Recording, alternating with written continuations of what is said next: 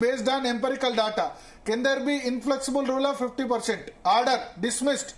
Order to not affect HC in deciding case on own merits. So Supreme Court to Rashtra Prabhutva కేసును dismiss చేసింది.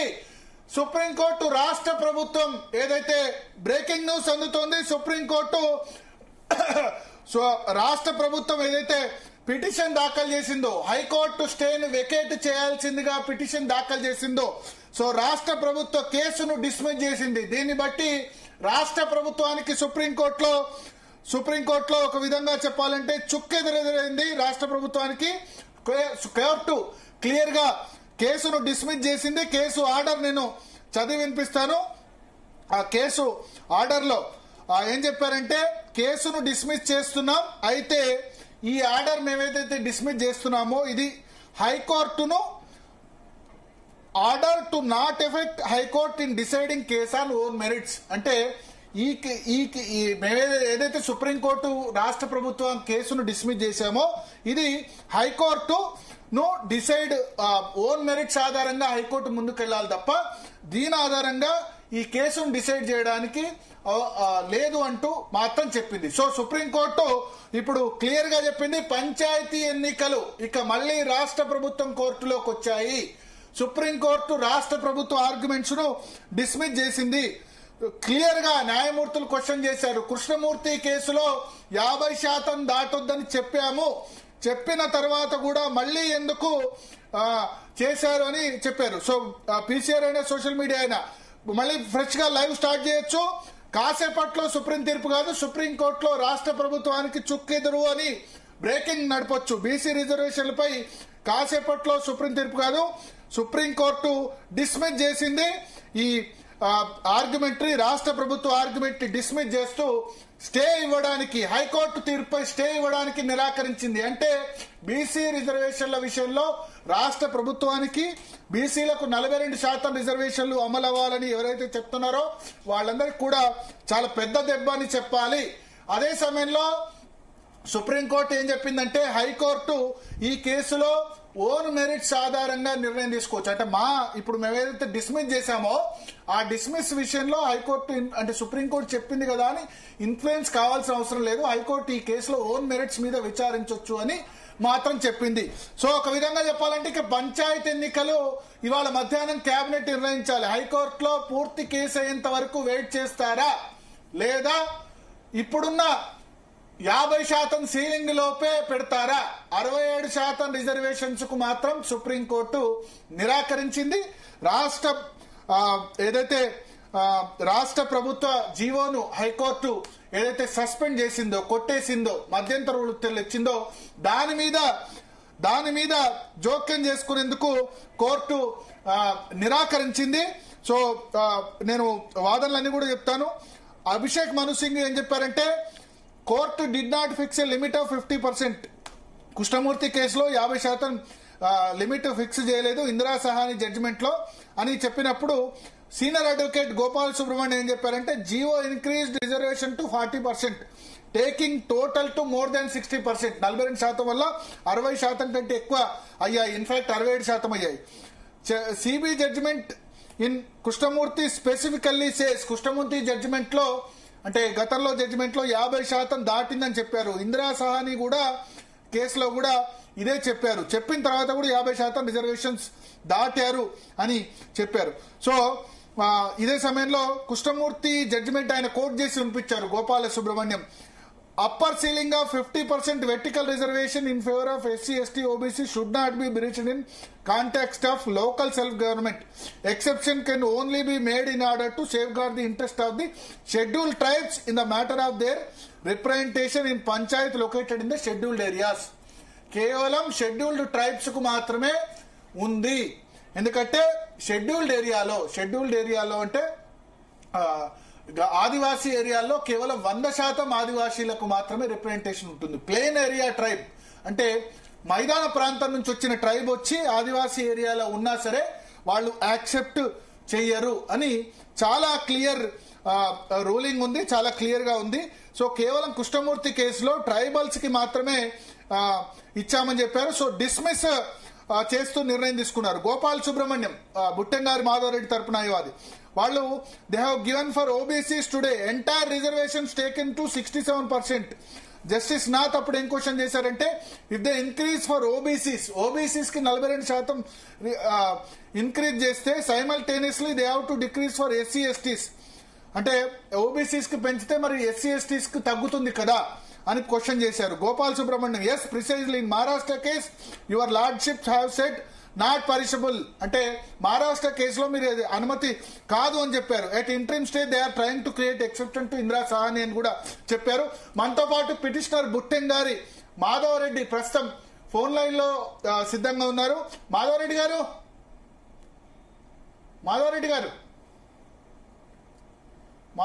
Phone line లో ఉన్నారా, Zoom లో ఉన్నారా? మాధవరెడ్డి గారు జూమ్ లో వినబడుతుందా? సో మాధవరెడ్డి గారు మాట్లాడినంతలో మరొకసారి చూద్దాం ఏమేమి ఆర్గ్యుమెంట్ జరిగాయో. సో గోపాల సుబ్రహ్మణ్యం పిటిషనర్ తరపు న్యాయవాది, అంటే బుట్టెంగారి మాధవరెడ్డి తరపు న్యాయవాది క్లియర్ గా చెప్పారు 67% దాటాయని చెప్పి. ఆర్డినెన్స్ 30th మార్చ్ రోజు తీసుకొచ్చారు, అది అసెంబ్లీ కంటే ముందు తీసుకొచ్చారు, అది తర్వాత జీవో ఇష్యూ చేశారు. అండ్ ఇక ఈ జీవోలో ఎక్కడి నుంచి రాష్ట్ర ప్రభుత్వానికి 67% రిజర్వేషన్ తీసుకొచ్చిందో, అది ఎక్కడి నుంచి దానికి అధికారం వచ్చిందో, జీవో ఇష్యూడ్ ఈ silent about where it traces its power from. GO issue చేయడానికి కానీ ఎటువంటి అధికారం వచ్చిందో ఎక్కడ కూడా చెప్పలేదని చెప్పారు. సో మాధవరెడ్డి గారు ప్రస్తుతం మనతో పాటు పిటిషనర్ ప్రస్తుతం లైవ్ లో సిద్ధంగా ఉన్నారు. మాధవరెడ్డి గారు వినబడుతుందా? సుప్రీంకోర్టులోనే ఉన్నారా? అవునండి, సుప్రీంకోర్టులో. సో సుప్రీంకోర్టు డిస్మిస్ చేసింది రాష్ట్ర ప్రభుత్వ ఆర్గ్యుమెంటరీ. మీ తరపు ఎవరు గోపాల్ సుబ్రహ్మణ్యం అపియర్ అయ్యారా? అవును, గోపాల సుబ్రహ్మణ్యం అప్లై అయ్యారు. సో ఏం చెప్పింది సుప్రీంకోర్టు ఇవాళ? మీరు లోపల ఉన్నారు కదా. అదే పాత జీవో ప్రకారం ఎన్నికలు జరగాలని చెప్పింది. ఓకే, పాత జీవో ప్రకారం అంటే రాష్ట్ర ప్రభుత్వానికి ఏదైతే హైకోర్టులో వచ్చిందో హైకోర్టులో స్టే ఇచ్చేందుకు సుప్రీంకోర్టులో నిరాకరించింది, అంతేనా? అవునండి సార్. అవును sir. Okay, so Gopal Subrahmanyam ప్రధానంగా ఆర్గ్యుమెంట్స్ వినిపించింది ఏంటి? అంటే కంప్లీట్ గా నాకు లోపల చూడలేదు నేను. ఓకే ఓకే, అంటే మీ తరపు ఆర్గ్యుమెంట్స్ నేను ఫాలో అయ్యాను సుప్రీంకోర్టు లైవ్ లో. గోపాల్ సుబ్రహ్మణ్యం ఏం చెప్పారంటే కేవలం ఎస్టీలకు షెడ్యూల్డ్ తెగలకు మాత్రమే అవకాశం ఉంది 50% రిజర్వేషన్ దాటేందుకు, మిగతా వర్గాలకి అధికారం లేదు అని చెబుతూ సుప్రీంకోర్టు డిస్మిస్ చేసింది. ఒకసారి మీకు కూడా వినిపిస్తాను కోర్టులో ఏమందో. సింఘ్వీని జస్టిస్ నాథ్ క్వశ్చన్ చేశారు. కృష్ణమూర్తి జడ్జిమెంట్ కేవలం షెడ్యూల్డ్ తెగలకి ఎస్టీలకు మాత్రమే 50% రిజర్వేషన్ దాటేందుకు అనుకూలం ఉంది, అది షెడ్యూల్డ్ ఏరియాలో. అంటే రాష్ట్రపతి షెడ్యూల్డ్ ఏరియా డిక్లేర్ చేసినప్పుడు కంప్లీట్ గా 100% ట్రైబ్స్ ఉన్న ఏరియాలో మాత్రమే 50% దాటేందుకు అవకాశం ఉన్నప్పుడు మీరు ఎట్లా 50% దాటారని క్వశ్చన్ చేశారు. దానికి సింఘ్వి ఏం చెప్పారంటే ఈ హైకోర్టు ఆర్డర్ ఇచ్చింది అది కేవలం మహారాష్ట్ర కేసు, అంటే వికాస్ కిషన్ రావు గవాయ్ జడ్జిమెంట్ మీదనే పూర్తిగా ఆధారపడి ఉంది, ట్రిపుల్ టెస్ట్ అని చెప్పిన దానిలోనే ఉంది. కానీ పూర్తిగా హైకోర్టు ఆర్డర్ లో దీనికి కారణం చెప్పలేదు, ఎందుకు డిస్మిస్ చేశారు అని అభిషేక్ సింఘ్వి చెప్పినప్పుడు. సో మొత్తానికి అల్టిమేట్ గా కోర్టు ఈ విషయంలో మేము జోక్యం చేసుకోమంటూ రాష్ట్ర ప్రభుత్వ ఎస్ఎల్పి స్పెషల్ లీవ్ పిటిషన్ ని డిస్మిస్ చేసింది, స్టేను వెకేట్ చేయడానికి నిరాకరించింది. అదే సమయంలో హైకోర్టు మా సుప్రీంకోర్టు తీర్పుతో మీరు ప్రభావితం కావద్దు, మీరు కేసును ఓన్ మెరిట్స్ తో నిర్ణయించండి అని చెప్పింది. సో రాష్ట్ర ప్రభుత్వం చేతిలో బాలుంది. మాధవరెడ్డి గారు, మీరు అందరూ బీసీలకు ప్రస్తుతం విలన్ అయినట్టుగా అనిపిస్తున్నారు. సార్ నేను మొదటి నుంచి చెప్తున్నా, ఇది బీసీలకు విలన్ కాదు సార్. ఇక్కడ చట్టంలో ఏది ఉందో అదే జరుగుతుంది. వీళ్ళు చట్టాలని పక్కదోర పట్టించి కేవలం బీసీ సంఘ నాయకులు ఏదో మాధురెడ్డి పిటిషన్ కాబట్టి అది తప్పదో సార్. ఇప్పుడు కూడా స్పష్టంగా 50% రిజర్వేషన్ దాటొద్దని చెప్పింది తప్ప మాధురెడ్డి పిటిషన్ వేస్తే మేము ఆగుతున్నాము లేకపోతే రెడ్లు ఏకమై ఆపుతున్నారు అనేది ఏం లెక్కలు చెప్పలే కదా సార్. స్పష్టంగా 50% రిజర్వేషన్ దాటొద్దని ఇప్పుడు కూడా సార్ వాళ్ళు మళ్ళీ ఏదైతే హైకోర్టుకు తీర్పు చెప్పమంటుంది హైకోర్టులో వాదించమంటారు. హైకోర్టు కూడా కేవలం సుప్రీంకోర్టులో ఏవైతే నియమ నిబంధనలు గతంలో ఏవైతే కేసులలో విజయం సాధించే ఉంటో వాటి తీర్పులు ఉంటాయో వాటిని బట్టి మాత్రమే సేమ్ కూడా మళ్ళీ హైకోర్టు కూడా అదే తీర్పు చెప్తారు. ఓకే, సో ఇప్పుడు మరి రాష్ట్ర ప్రభుత్వం హైకోర్టు సంబంధించి ఆర్గ్యుమెంట్స్ నవంబర్ 5న మళ్ళీ ఆర్గ్యుమెంట్స్ ఉన్నాయి అంతే కదా? నవంబర్ 5న అంతే, నవంబర్ 5 నాడు ఉంది. 6 వారాలు టైం అడిగారు. 4 వారాలకు 2 వారాలు మా పిటిషనర్ కు, మొత్తం 6 వారాలు. నవంబర్ 5 నాడు హైకోర్టులో ఉంది. నవంబర్ 5 ఉంది. మళ్ళీ 30 మంది మీతో పాటు ఎంతమంది పిటిషనర్లు ఉన్నారు? మీ తర్వాత చాలా మంది వేశారు కదా? 17 అంటే టోటల్ మొత్తం 46 టోటల్, అంటే అటు గవర్నమెంట్ సైడ్ ఎంబీసీలు ప్లస్ మేమంతా కలిసి 46 ఉన్నాం సార్. మొత్తం 46 మంది ఆర్గ్యుమెంట్స్ వినాలంటే కనీసం 4-5 రోజులు పడుతుంది అడ్వకేట్ సాధనలు వినాలంటే. అంటే అందులో కొంత అప్లిడేట్ అయిన వాళ్ళు ఉన్నారు, కేవలం ముఖ్యులు 2-3 ఉన్నారు, వాళ్ళే ఏంటి అని అనుకుంటున్నాం. సో అయితే ఇప్పుడు 4-5 రోజులు అంటే నవంబర్ 5 నుంచి నవంబర్ 10 అయినా పడుతుంది. మళ్ళీ జడ్జిమెంట్ రాసేందుకు ఒక 3 నెలలైనా ఈజీగా పడుతుంది ఇటువంటి కేసెస్ లో. అంటే కోర్టు మనం ప్రెడిక్ట్ చేయడం కరెక్ట్ కాదు కానీ ఈజీగా ఫిబ్రవరి వరకు వెళ్తుంది. సో మరి ఇప్పుడు ఏం చేయాలి? 42% రిజర్వేషన్ లేకుండా పార్టీ పరంగా, కాంగ్రెస్ పార్టీ పరంగా 42% ఇస్తే మీకు ఏమైనా అభ్యంతరమా? ఎంపీటీసీ జెడ్పీటీసీలో మాకు ఎలాంటి అభ్యంతరం లేదు సార్. ఏ రాజకీయ పార్టీ ఎంత ఇచ్చుకున్నా కూడా మాకు ఎలాంటి అభ్యంతరం లేదు. మేము చట్టాన్ని సవాల్ చేసినాం కానీ రాజకీయ పార్టీలు మేము సవాల్ చేయం, రాజకీయ పార్టీలు కూడా మేము అడగం కూడా. వాళ్ళ అవసరం, వాళ్ళ అవసరానికి ఎట్లుంటే అట్లా వాడుకుంటారు వాళ్ళు రాజకీయ పార్టీ. ఇప్పుడు కాంగ్రెస్ 42% ఇచ్చి బీఆర్ఎస్ బీజేపీ అందరు 42% ఉమ్మడిగా ఇస్తే మీకు అభ్యంతరం లేదు? ఎవరిచ్చిన అభ్యంతరం లేదు, ఎవరు ఇవ్వకుండా అభ్యంతరం లేదు. మాకు రాజకీయ పార్టీలతో మాకు ఎలాంటి సంబంధం లేదు. అలా అది వాళ్ళకి ఏది అవసరం ఉంటే వాళ్ళు చేసుకుంటారు రాజకీయ పార్టీ. ప్రభుత్వ పరంగా ఇస్తేనే మీకు అభ్యంతరం? చట్టం పరంగా ఇస్తే మాకు అభ్యంతరం. 50% రిజర్వేషన్ దాటొద్దన్నది కాబట్టి అట్లీస్ట్ మాకు అభ్యంతరం కాబట్టి కొట్టుకొచ్చినాం. కానీ ఇప్పుడు 50% దాటేందుకు కృష్ణమూర్తి జడ్జిమెంట్ లో ఎస్టీలకు అవకాశం ఇచ్చారు, షెడ్యూల్ ట్రైబ్స్ ఎస్పెషల్లీ ఆదివాసీ ఏరియాల్లో ఉన్న వాళ్ళకి. మొదటి నుంచి రిజర్వేషన్ లో ఎస్సీ ఎస్టీలకే ఉన్నాయి, వాళ్ళకి ఎంత జనాభా పెరిగితే అంత అవకాశం అని ఉంది. బీసీలకు ఎంత జనాభా పెరిగితే అంత అవకాశం లేదని మొదటి నుంచి మేము అదే వాదన చెప్తున్నాం. కేవలం పేదరికం అసమానతలతో అది వస్తుంది. అది ఇక్కడ రాష్ట్ర ప్రభుత్వం కానీ ఏ రాష్ట్రం కూడా కులగా ఆర్థిక పరమైన గణన చేయలేదు, ఎవరికి బయట పెట్టలేదు. ఆర్థిక పరమైనటువంటి గణన చేసినప్పుడు, లెక్కలు చేసినప్పుడు ఎంతమంది పేదవాళ్ళు ఉన్నారో తెలిస్తేనే అప్పుడు రిజర్వేషన్లు ఇవ్వచ్చు సార్. సో ఇప్పుడు షెడ్యూల్డ్ ట్రైబ్స్ అక్కడ ఎట్లా వెనుకబడి ఉన్నారో తెలంగాణలో బీసీలు కూడా అదే స్థాయిలో వెనుకబడి ఉన్నారు. బీసీల రిప్రజెంటేషన్ చాలా తక్కువ సంఖ్యలో ఉంది. 119 మంది ఎమ్మెల్యేలో 19 మంది మాత్రమే ఉన్నారు. అంటే 16-17% మాత్రమే బీసీలు ఉన్నారు. బీసీల జనాభా 56% ఉంటే 16-17% ఉన్నప్పుడు షెడ్యూల్ తెగలకు రిజర్వేషన్ విషయంలో వస్తే షెడ్యూల్ తెగలకు బీసీలకు చాలా వ్యత్యాసం ఉంది సార్. మొదట రాజ్యాంగం షెడ్యూల్ తెగలకు మాత్రమే ఇచ్చారు.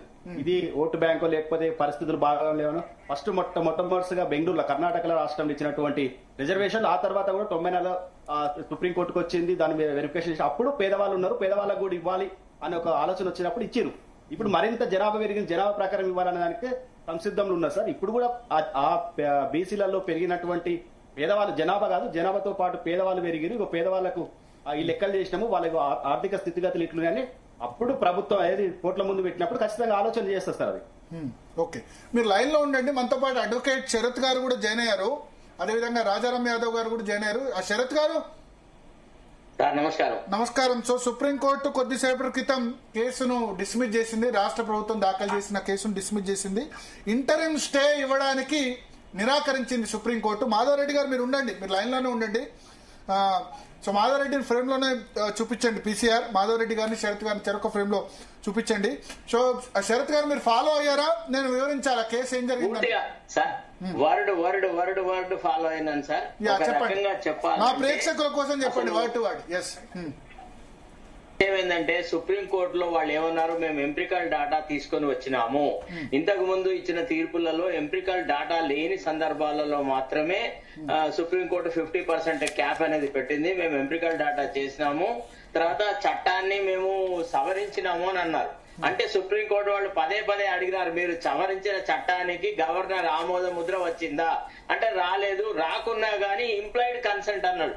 అంటే నథింగ్ డూయింగ్, ఇంప్లాయిడ్ కన్సెంట్ అనేది రాజ్యాంగంలో ఎక్కడా లేదు, మీరు చేస్తున్న తప్పు. తర్వాత మేము ఒక బెంచ్ గా కూర్చొని రాజ్యాంగ ధర్మాసనం చేసినటువంటి తీర్పుల్లో ఎట్లా మేము ఇంటర్ఫియర్ అవుతాము. High court what side is correct, panchayati ఎన్నికలను మొత్తంగా ఆపలేదు. మీరు గతంలో ఉన్నటువంటి 25% తో రిజర్వేషన్ పోవడానికి మీకు లివరేజ్ ఇచ్చింది హైకోర్టు. కాబట్టి ప్రజాస్వామ్య ప్రక్రియ కూడా దెబ్బతిన్నట్టుగా భావించడానికి వీల్లేదు అని చెప్పేసి, కాకపోతే అతను సీనియర్ అడ్వకేట్ కాబట్టి అతనికి అంత లివరేజ్ ఇచ్చినారు. కానీ మొట్టమొదటి నుంచి ఫ్రమ్ ది బిగినింగ్ నుంచి we are against the cap being enhanced. కంపల్సరీగా నువ్వు 50%కే రెస్ట్రిక్ట్ కావాలా. సుప్రీంకోర్టు ఇచ్చిన తీర్పులు చాలా క్లియర్ గా ఉన్నాయి. నీ case it falls within the supreme court judgment అనేలాగా మాట్లాడి పూర్తిగా నిర్ద్వందంగా డిస్మిస్ అని ఒక 1 లైన్ ఆర్డర్ తో కొట్టిపరిచింది. అదే ఇక్కడ ఒక క్వశ్చన్ రేజ్ చేశారు justice Vikram Nath, justice Sandeep Mehta. Scheduled tribes మాత్రమే కృష్ణమూర్తి కేసులో ఏదైతే కృష్ణమూర్తి కేసు 50% రిజర్వేషన్ దాటొద్దన్నారో షెడ్యూల్డ్ ట్రైబ్స్ కు మాత్రమే అవకాశం ఇచ్చారు, ఎక్సెప్షన్ ఉంది అని చెప్పారు. అది షెడ్యూల్డ్ ఏరియాస్ లో అని చెప్పారు. అంతే అంతే అంతే అంతే. ఓబీసీస్ కి ఆ లివరేజ్ లేదు, ఆ రకమైన ప్రతిపదిక లేదు, మీరు చేసింది తప్పు అని చాలా క్లియర్ గా చెప్పినారు. అంటే ఇతను ఏమన్నా అంటే 50% అనే దాన్ని ఒక బ్రహ్మ పదార్థంగా భావించొద్దు. రాష్ట్రాలలో ఒకవేళ బలహీన వర్గాల వాళ్ళ సంఖ్య ఎక్కువ ఉన్న పక్షంలో అక్కడి ప్రజాప్రభుత్వానికి ఓబీసీలకు రిజర్వేషన్లు పెంచుకునే లీవరేజ్ ఉంది. అది ఒక అన్ఫ్లెక్సిబుల్ రూల్ కాదు. It is not an inflexible thing, it is also flexible between two bones. There should be some elbow space అని ఆర్గ్యుమెంట్ చేసినారు, కానీ వాళ్ళు ఒప్పుకోలేదు. సుప్రీంకోర్టు వాళ్ళు ఉన్నారు, ఇప్పుడున్న తీర్పుల ప్రకారంగా నువ్వు చేసిన exercise it is not in tune with the supreme court judgments. The high court had dealt with the issue very thoroughly, we are not incline to interfere అని డిస్మిస్ అని అన్నారు సార్. తర్వాత ఇంకొక రిక్వెస్ట్ ఏం చేస్తున్నాం అంటే సుప్రీంకోర్టులో మేము చేసిన వాదనలు అన్నిటినీ పూర్తిగా విస్మరించకుండా హైకోర్టును మళ్ళీ ఫ్రెష్ గా వినమనండి అని అంటే అది ఆల్వేస్ ఉంది. హైకోర్టు మీరు సుప్రీంకోర్టులో చేసిన వాదనలు కేవలం అక్కడ హైకోర్టు ఇచ్చినటువంటి మధ్యంతర ఉత్తర్వులను నిలుపుదీయడానికి చేసిన వాదనలు, అంతేగాని దానికి ఫైనల్ ఇయరింగ్ ఏం సంబంధం ఉండదు, మేము చెప్పాల్సిన అవసరం లేదని కూడా అన్నారు. అయితే ఇక్కడ అభిషేక్ మను సింగ్ ఏం చెప్పారంటే 36 పేజీల హైకోర్టు ఆర్డర్ లో ఎక్కడ కూడా రీజన్ చెప్పలేదు, కారణం చెప్పలేదు, కారణం చెప్పకుండా కొట్టేశారు. ప్లస్ హైకోర్టు ఆర్డర్ పూర్తిగా వికాస్ గవాయ్ జడ్జిమెంట్ అంటే మహారాష్ట్ర వికాస్ కిషన్ రావు గవాయ్ జడ్జిమెంట్ మీదే ఆధారపడి ఉంది, ట్రిపుల్ టెస్ట్ మీదే ఉంది అని ఆర్గ్యుమెంట్ వినిపించారు. దాని మీద మీరేమంటారు? కరెక్టే సార్. ఇప్పుడు ఒక విషయం చెప్పన్నా, ఏదో ఒకటి అప్పీల్ వేసినందుకు ఏదో ఒక ఆర్గ్యుమెంట్ చేయాలి, చేసినాడు. ఆయన హాఫ్ హార్టెడ్ గానే చేసినాడు. ఆయన ఎక్కడ కూడా కాన్ఫిడెంట్ గా ఆర్గ్యూ చేసినట్టుగా కనపడలేదు. ఒక లాయర్ గా నేను గమనించింది ఏంటి అంటే అతనిలో కూడా ఎక్కడో ఒక చోట ఒక ఫీలింగ్ ఏముందంటే సుప్రీం కోర్టుని కన్విన్స్ చేయడం కష్టము. As long as Krishnamurthy judgment is there, as long as Gavai judgment is there, as long as the act is not amended. Actually act amend అవ్వకపోవడము, దుందుడుకు చర్యలాగా జీవో తీసుకురావడము, తర్వాత ఏ ఆర్డినెన్స్ అయితే అంటే 2 months పీరియడ్ అయిపోయినాయో రాష్ట్రపతి దగ్గర ఉన్న వాటిని నోటిఫై చేయకపోవడము, తర్వాత ఇంకా కూడా మాకు ఆమోద ముద్ర తెలపలేదు రాష్ట్రపతి ప్లస్ గవర్నర్ అని చెప్పి వాళ్ళు హైకోర్టులో రిట్ పిటిషన్ వేసేసి we fall within the judgment of the Honorable Supreme Court in the case of Madras. So we should also be given permission to notify the acts అని చెప్పి పర్మిషన్ తీసుకోవాలి. అది ఏది జరగలేదు కదా అని అన్న తర్వాత వాళ్ళు కన్విన్స్ అయినారు. There is no question of implied consent అండి. It is there with the governor is also hand stuck. ఎందుకంటే సుప్రీంకోర్టు జడ్జిమెంట్లు ఉండగా అతను ఎట్లా ఆమోద ముద్ర వేస్తాడు అని చెప్పి వివేక్ రెడ్డి ఆర్గ్యూ చేసినాడు. దాన్ని సుప్రీంకోర్టు యాక్సెప్ట్ చేస్తున్నారు కరెక్టే అని. ఒక రాజ్యాంగ పదవిలో ఉన్న వ్యక్తిని తప్పుడు విధానాల మీద ఎసెంట్ ఇవ్వమని ఎట్లా సుప్రీంకోర్టు డైరెక్షన్ ఇస్తుంది అనే యాంగిల్లో వివేక్ చేసిన ఆర్గ్యుమెంట్ ని సుప్రీంకోర్టు యాక్సెప్ట్ చేసింది సార్. ఓకే, సో ఇప్పుడు రాష్ట్ర ప్రభుత్వం ముందు హైకోర్టు జడ్జిమెంట్ అయ్యేంత వరకు కూడా హైకోర్టులో పూర్తి ఆర్గ్యుమెంట్స్ అయ్యేంత వరకు ఆగాల్సిన అవసరం ఉంది లేదా? లేదు, అట్లా లేదు. 25% తోని ఒకవేళ గతంలో ఉన్న వాటి రకంగా వాళ్ళు పోవాలనుకుంటే పోవచ్చు. లేదు అని అంటే మళ్ళీ హైకోర్టులో ఆర్గ్యుమెంట్లు అయిపోయి ఫైనల్ అయిన తర్వాత వాళ్ళు ఏదైనా చేసే అవకాశం ఉంటుంది అన్నమాట. ఇప్పుడు మరి 25%తోనే పోతే మీ ఆర్గ్యుమెంట్ మీద మీకే నమ్మకం లేకుండా ఎన్నికలు పోయారు అని హైకోర్టు అనొచ్చు కదా, పర్మనెంట్ గా కొట్టేసే అవకాశం ఉంటుంది కదా. సార్ ఇక్కడ ఎవరు ఆర్గ్యుమెంట్ చేసినా కూడా సుప్రీంకోర్టు లోబడే రేపు హైకోర్టులో కూడా తీర్పు అదే వస్తుంది సార్. ఏంది హైకోర్టులో కూడా తీర్పు 50% దాటొద్దన్న సార్. గత తీర్పులు సుప్రీంకోర్టు తీర్పులను బట్టే హైకోర్టు వ్యవహరిస్తుంది కదా సార్. కానీ ఇప్పుడు మాధవరెడ్డి గారు బీసీల నోటి దగ్గర కూడా మీరు లాక్కున్న వాళ్ళు అన్న విమర్శ ప్రధానంగా మీకు వస్తుంది, తర్వాత రెడ్డి సామాజిక వర్గానికి కూడా వస్తుంది సార్. ఇప్పుడు శరత్ గారు చెప్పండి.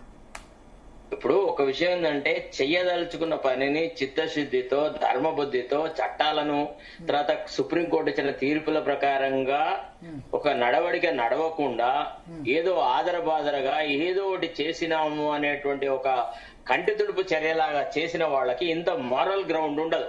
ఎవరి నోటు బుక్క ఎవరు తీసుకోలేదు, ప్రభుత్వ పరంగా ఎందుకు తగు చర్యలు తీసుకోలేదు. ఎప్పుడైతే రాష్ట్రపతి ఆమోద ముద్ర చెప్పలేదో తర్వాత మద్రాస్ జడ్జిమెంట్ ప్రకారంగా ఎవరు ఆపినారు నోటిఫై చేయడానికి, తర్వాత గవర్నర్ దగ్గరికి పంపించినటువంటి ఆర్డినెన్స్ లో ఇంతవరకు కన్సెంట్ వచ్చే వరకు ఇంకో 20 రోజులు 1 month ఆగి ఆ తర్వాత హైకోర్టుకు వచ్చి ఇంకా 2 నెలలు అయింది ఇంకా కూడా అతను ఇవ్వలేదు కాబట్టి మేము నోటిఫై చేస్తున్నామని చెప్పేది ఉండే. అట్లా ఎందుకు అంత ఆదరబాదరగా ఇవాళ నీల మేఘాల మీద ఈ రోజే ఎన్నికలు జరగాలి రేపే ఎన్నికలు జరగాలన్నది ఏమున్నది? ఇది సకాలంలో జరిగే ఎన్నికలు కాదు కదా. అంటే అసలు actually sir to be frank with you అంటే ఆనెస్ట్ గా చెప్పాలంటే బీసీలకు 42% రిజర్వేషన్ ఇవ్వాలన్న ఆలోచన ముఖ్యమంత్రికి లేదు. ముఖ్యమంత్రి is under pressure from his own caste and community. అందుకోసమని ముఖ్యమంత్రి నైతిక బాధ్యత తీసుకోవాలి. అవసరమని కూడా ముఖ్యమంత్రి రాజీనామా కూడా పెట్టాలి. అసలు యాక్చువల్లీ ఇంత దుందుడుకు చర్యగా రాష్ట్ర ప్రభుత్వానికి ఒక చెంపపెట్టు లాంటి పని చేసినాడు. ఇవాళ అవమానకరమైనటువంటి సంఘటన తీసుకొచ్చా. అంటే బీసీలకు 50% కంటే ఎబో రిజర్వేషన్ వచ్చే అవకాశాలు భవిష్యత్తులో ఎప్పుడూ లేవు అనేలాగా ఈ తప్పుడు విధానాల ద్వారా ఒక చర్యలు తీసుకొని వచ్చినాడు. అందుకోసమని ముఖ్యమంత్రి బాధ్యత వహించాలా. అంటే ఇప్పుడు ఈ జడ్జిమెంట్ ద్వారా ఎప్పుడూ కూడా అవకాశం లేకుండా పోతుందా? ఇప్పుడు అదే వాదన చేయడానికైనా సిద్ధంగా ఉన్నాడు. ఇప్పుడు అతను ఏమంటాడు, కేసీఆర్ ఏం చేయకుండానే 25% కు రిడ్యూస్ చేసినారు, మేము సకలమైన ప్రయత్నాలు చేసినాము, మేము సుప్రీంకోర్టు దాకా పోయినాము, గొప్ప గొప్ప న్యాయవాదులను పెట్టినాము, చాలా బ్రహ్మాండమైన ఆర్గ్యుమెంట్లు చేసినా గానీ సుప్రీంకోర్టు 50% కంటే ఎబో చేయడానికి ఒప్పుకోవట్లేదు, అందుకోసం మేము చేయలేము అని ఒక రకంగా బ్లేమ్ ని ఇప్పుడు ఇంతకాలము కేసీఆర్ మీద ప్రతిపక్షాల మీద బీజేపీ మీద తోసినాడు. ఇప్పుడు సుప్రీంకోర్టు మీద చెప్పేసేసి తన పబ్బం గడుపుకుంటాడు అంతే. అంతేగాని నేను ఈ న్యాయ ప్రక్రియను సరిగా చేయలేదు, కులజనగా అంటే ఈ డెడికేటెడ్ కమిషన్ ద్వారా ఎంపికల్ డాటా కలెక్షన్ అనేది సుప్రీంకోర్టు ఇచ్చిన తీర్పు ప్రకారంగా చేయలేదు, ఇగో ఈ గణాంకాలను నేను పబ్లిక్ డొమైన్ లో పెట్టలేదు, నా వల్ల ఈ పొరపాటు జరిగిందని ఒప్పుకోడు కదా. ఇది ఒక రకంగా బీసీలను కూడా వంచినట్టే ఇండైరెక్ట్ గా. సో ఇప్పుడు ఏంటి మరి మార్గం? ఏం చేయాలి రాష్ట్ర ప్రభుత్వం? ఒకవేళ బీసీలకు 40% రిజర్వేషన్ ఇవ్వాలనుకుంటే ఖచ్చితంగా అతను హైకోర్టులో ఏదైతే వాదనలకు ఉన్నదో ఆ వాదన గీదన అంతా వదిలేసేసి GOMS నెంబర్ 9 విత్డ్రా చేసేసి గవర్నర్ ద్వారా ఆమోద ముద్ర పొంది చట్టం సవరించబడిన తర్వాత ఆ సవరించిన చట్టం పరిధిలో మళ్ళీ కొత్త జీవో ఇచ్చి మళ్ళీ బీసీలకు రిజర్వేషన్ కల్పిస్తే అప్పుడు అంత సులభం కాదు ఆ కేసును కొట్టేయడం గాని ఆ కేసుతో ఆ రకమైన ఎన్నికల ప్రక్రియతో ఇంటర్ఫియర్ అవ్వడం గాని. అంతేగాని ఇతరత్రంగా జరగదు. అప్పుడు మళ్ళీ సుప్రీంకోర్టు అంటది ఏమని, okay the elections will be subject to result in the main writ petitions, let the elections go on అనే అవకాశాలు ఉంటాయి. ఇప్పుడు వాళ్ళు అదే అడిగినారు ఏమని, subject to result in the SLP మాకు ఎన్నికలు జరపడానికి అవకాశం ఇవ్వండి అని పదే పదే అతను రిక్వెస్ట్ చేసినాడు సింఘ్వి. వాళ్ళు అన్నారు nothing doing, we don't allow the clock to be put back అనేటువంటి మాట అన్నారు అనమాట. Okay, clock to be put back అంటే ఇప్పుడు సుప్రీంకోర్టు మరి చెప్పింది కదా, మా కేసు ఆర్గ్యుమెంట్ లో మెరిట్స్ లోకి వెళ్లకుండా మీరు హైకోర్టు వినండి అని చెప్పింది. మేము చెప్పిన దానికి సంబంధించి మా వాదనతో ఇక్కడ జరిగిన మేము డిస్మిస్ ఏదైతే రాష్ట్ర ప్రభుత్వ దాన్ని డిస్మిస్ చేశామో దాంతో ఇన్ఫ్లుయెన్స్ కాకండి అని చెప్పింది. కానీ అది ఎప్పుడు ఇన్ఫ్లుయెన్స్ కాదు సార్, ఏ కోర్టులో ఆ కోర్టులో. ఇప్పుడు ఇక్కడ వాళ్ళు చేసిన వాదన కేవలం హైకోర్టు ఇచ్చిన మధ్యంతర ఉత్తర్వులను సస్పెండ్ చేయమని చేసిన వాదన. దీన్ని దానికి ఎట్లా వాడతారు? గరిటెకు చెంచాకు మధ్య తేడా ఉంటుంది కదా. వాళ్ళు వాడిన మరి ఆర్డర్ లో చెప్పారు అని అంటారు రాష్ట్ర ప్రభుత్వ తరపు న్యాయవాదులు. ఏమన్నారు, అన్ఇన్ఫ్లుయెన్స్డ్ బై అన్నారు. అది ఏంటంటే మర్యాద పూర్వకంగా అతను అంత పెద్ద సీనియర్ అడ్వకేట్ అవ్వడం వల్ల ఆ మాట అన్నారు. Uninfluenced by the observations made by this court, the high court may go on with the writ petitions అని. అసలు ఇప్పుడు రాష్ట్ర ప్రభుత్వం ఆ రిట్ పిటిషన్ల మీద ఫైనల్ ఆర్గ్యుమెంట్ చేయడానికి ముందుకు వస్తుందా అనేది ఒక డౌట్. ఎందుకంటే నిన్న Group 1 సర్వీసెస్ కు సంబంధించిన కేసు వచ్చింది. ఏం జరిగింది సార్? ఏం జరగలేదు. 15వ తారీఖు నాడు విచారణ జరుగుతుంది, అందరూ సహకరించాలని సుప్రీంకోర్టు కూడా చెప్పింది. అయినా సరే కేసును వాయిదా వేసినారు. సో ప్రభుత్వ పరంగా ఏ సమస్యను ఎదుర్కొనేటువంటి చిత్తశుద్ధి లేదు సార్. ఏదో రకంగా అప్పటికప్పుడు ఏదో ఒకటి చేయాలి, పని తీసుకోవాలి, పబ్బం గడుపుకోవాలని ఒక మ్యానిపులేటివ్ టాక్టిక్స్ తో బీసీలను వంచాడు ఈ ప్రభుత్వం. అంతకంటే ఎక్కువ లేదు సార్. ఇప్పుడు ఏంది మరి మార్గం? 42% ఇవ్వాలంటే ఏంది మరి? హైకోర్టులో ఆర్గ్యుమెంట్ చేయాలా లేదా మళ్ళీ ఎంపరికల్ డాటా సార్ ఇప్పుడు ఎంప్రికల్ డాటాను మళ్ళీ పబ్లిష్ చేయాలా, ఎంప్రికల్ డాటాలో ఏదైనా మిస్టేక్స్ ఉంటే అంటే సుప్రీంకోర్టు గతంలో ఇచ్చిన తీర్పు ప్రకారంగా పంచాయతీల వారిగా, జిల్లాల వారిగా, మండలాల వారిగా ఎంప్రికల్ డాటా తీసుకొని ఏ ఏ ప్రాంతాలలో బీసీలు ఎంత ఆర్థికంగా సామాజికంగా వెనుకబడినారని జిల్లాల వారిగా కూడా రిజర్వేషన్లు మారే అవకాశాలు ఉంటాయి. కొన్ని జిల్లాలలో బీసీలు అత్యధిక శాతం లాభం పొందుతున్న వాళ్ళు ఉంటారు, అత్యధికంగా అభివృద్ధి చెందిన వాళ్ళు ఉంటారు. కొన్ని ప్రాంతాలలో ఎస్సీలు చాలా దిగజారిన పరిస్థితుల్లో ఉంటారు, కొన్ని ప్రాంతాలలో ఎఫ్సీలు ఉంటారు. So this varies, this social, economic and this backwardness varies from place to place. You cannot have the total population of the state as a criterion for implementing reservation. Okay Madhav Reddy గారు. సరే సార్, థ్యాంక్ యూ సార్. నేను కోర్టులో ఉంటాను. Thank you Sarath గారు, మీ అమూల్యమైన సమయం ఇచ్చినందుకు. మాధవ్ రెడ్డి గారు ఉన్నారా లైవ్ లో? సో మాధవ్ రెడ్డి గారు లేరు. అయితే ఒకటి నేను సోషల్ మీడియా టీం కూడా చెప్తున్నాను, మినిట్ టు మినిట్ నేను ఆర్గ్యుమెంట్స్ ఏం జరిగాయో నేను ఇప్పుడు చెప్తున్నాను. మినిట్ టు మినిట్ అని ఆర్గ్యుమెంట్స్ అని థంబ్నెయిల్ పెట్టుకోవచ్చు. సుప్రీంకోర్టులో అసలు ఏం జరిగింది మినిట్ టు మినిట్. ఫస్ట్ ఇది ఇవాళ విచారణ జస్టిస్ విక్రమ్నాథ్, జస్టిస్ సందీప్ మెహతా ఇప్పుడే జాయిన్ అయిన వ్యూవర్స్ కోసం, ఎందుకంటే మధ్యాహ్నం 1 గంట న్యూస్ జాయిన్ అయిన వ్యూవర్స్ కోసం అసలు ఇవాళ సుప్రీంకోర్టులో ఏం జరిగింది మినిట్ టు మినిట్ నేను వివరించి చెప్తాను. జస్టిస్ విక్రమ్నాథ్, జస్టిస్ సందీప్ మెహతా నేతృత్వంలోని ధర్మాసనం ముందుకు ఇవాళ అరౌండ్ 11:50కి ఇవాళ ఈ కేసు విచారణకు వచ్చింది. దాదాపు 35 నిమిషాల నుంచి 40 నిమిషాల పాటు ఆర్గ్యుమెంట్స్ విన్నారు. సో మొదలు రాజారాం యాదవ్ గారు ఫోన్ లైన్ లో ఉన్నారు, మీరు వెయిట్ చేయండి. రాజారాం యాదవ్ గారు మినిట్ టు మినిట్ ఆర్గ్యుమెంట్స్ చెప్పిన తర్వాత మళ్ళీ మీ దగ్గరకు వస్తాను. So justice Vikram Nath, justice Sandeep Mehta నేతృత్వంలో ధర్మాసనం ముందు విచారణకు వచ్చినప్పుడు ముందుగా సీనియర్ అడ్వకేట్ అభిషేక్ మను సింఘ్వి వాదించారు. ఏం చెప్పారంటే సుప్రీంకోర్టు ఎక్కడా 50% మించిన రిజర్వేషన్ అనవసరమని చెప్పలేదు, ఇందిరా సహాని తీర్పులోని ఒక పేరాను చూపిస్తాను అని కోర్టు ముందు వాదించారు. అప్పుడు ప్రతివాదుల తరపున అంటే పిటిషనర్ బుట్టంగారి మాధవరెడ్డి తరపున గోపాల సుబ్రహ్మణ్యం వాదనలు వినిపిస్తూ గవర్నమెంట్ జారీ చేసిన జీవో ద్వారా రిజర్వేషన్లు బీసీ రిజర్వేషన్లు 42%కు పైగా పెరిగాయి, మొత్తంగా 60%కు మించాయి. 60% అంటే 42 బీసీ, ఎస్సీ 15, ఎస్టీ 10, టోటల్ 67%కు అయినాయి. కృష్ణమూర్తి తీర్పులో 50% లిమిట్ అనేది క్లియర్ గా ఉంది.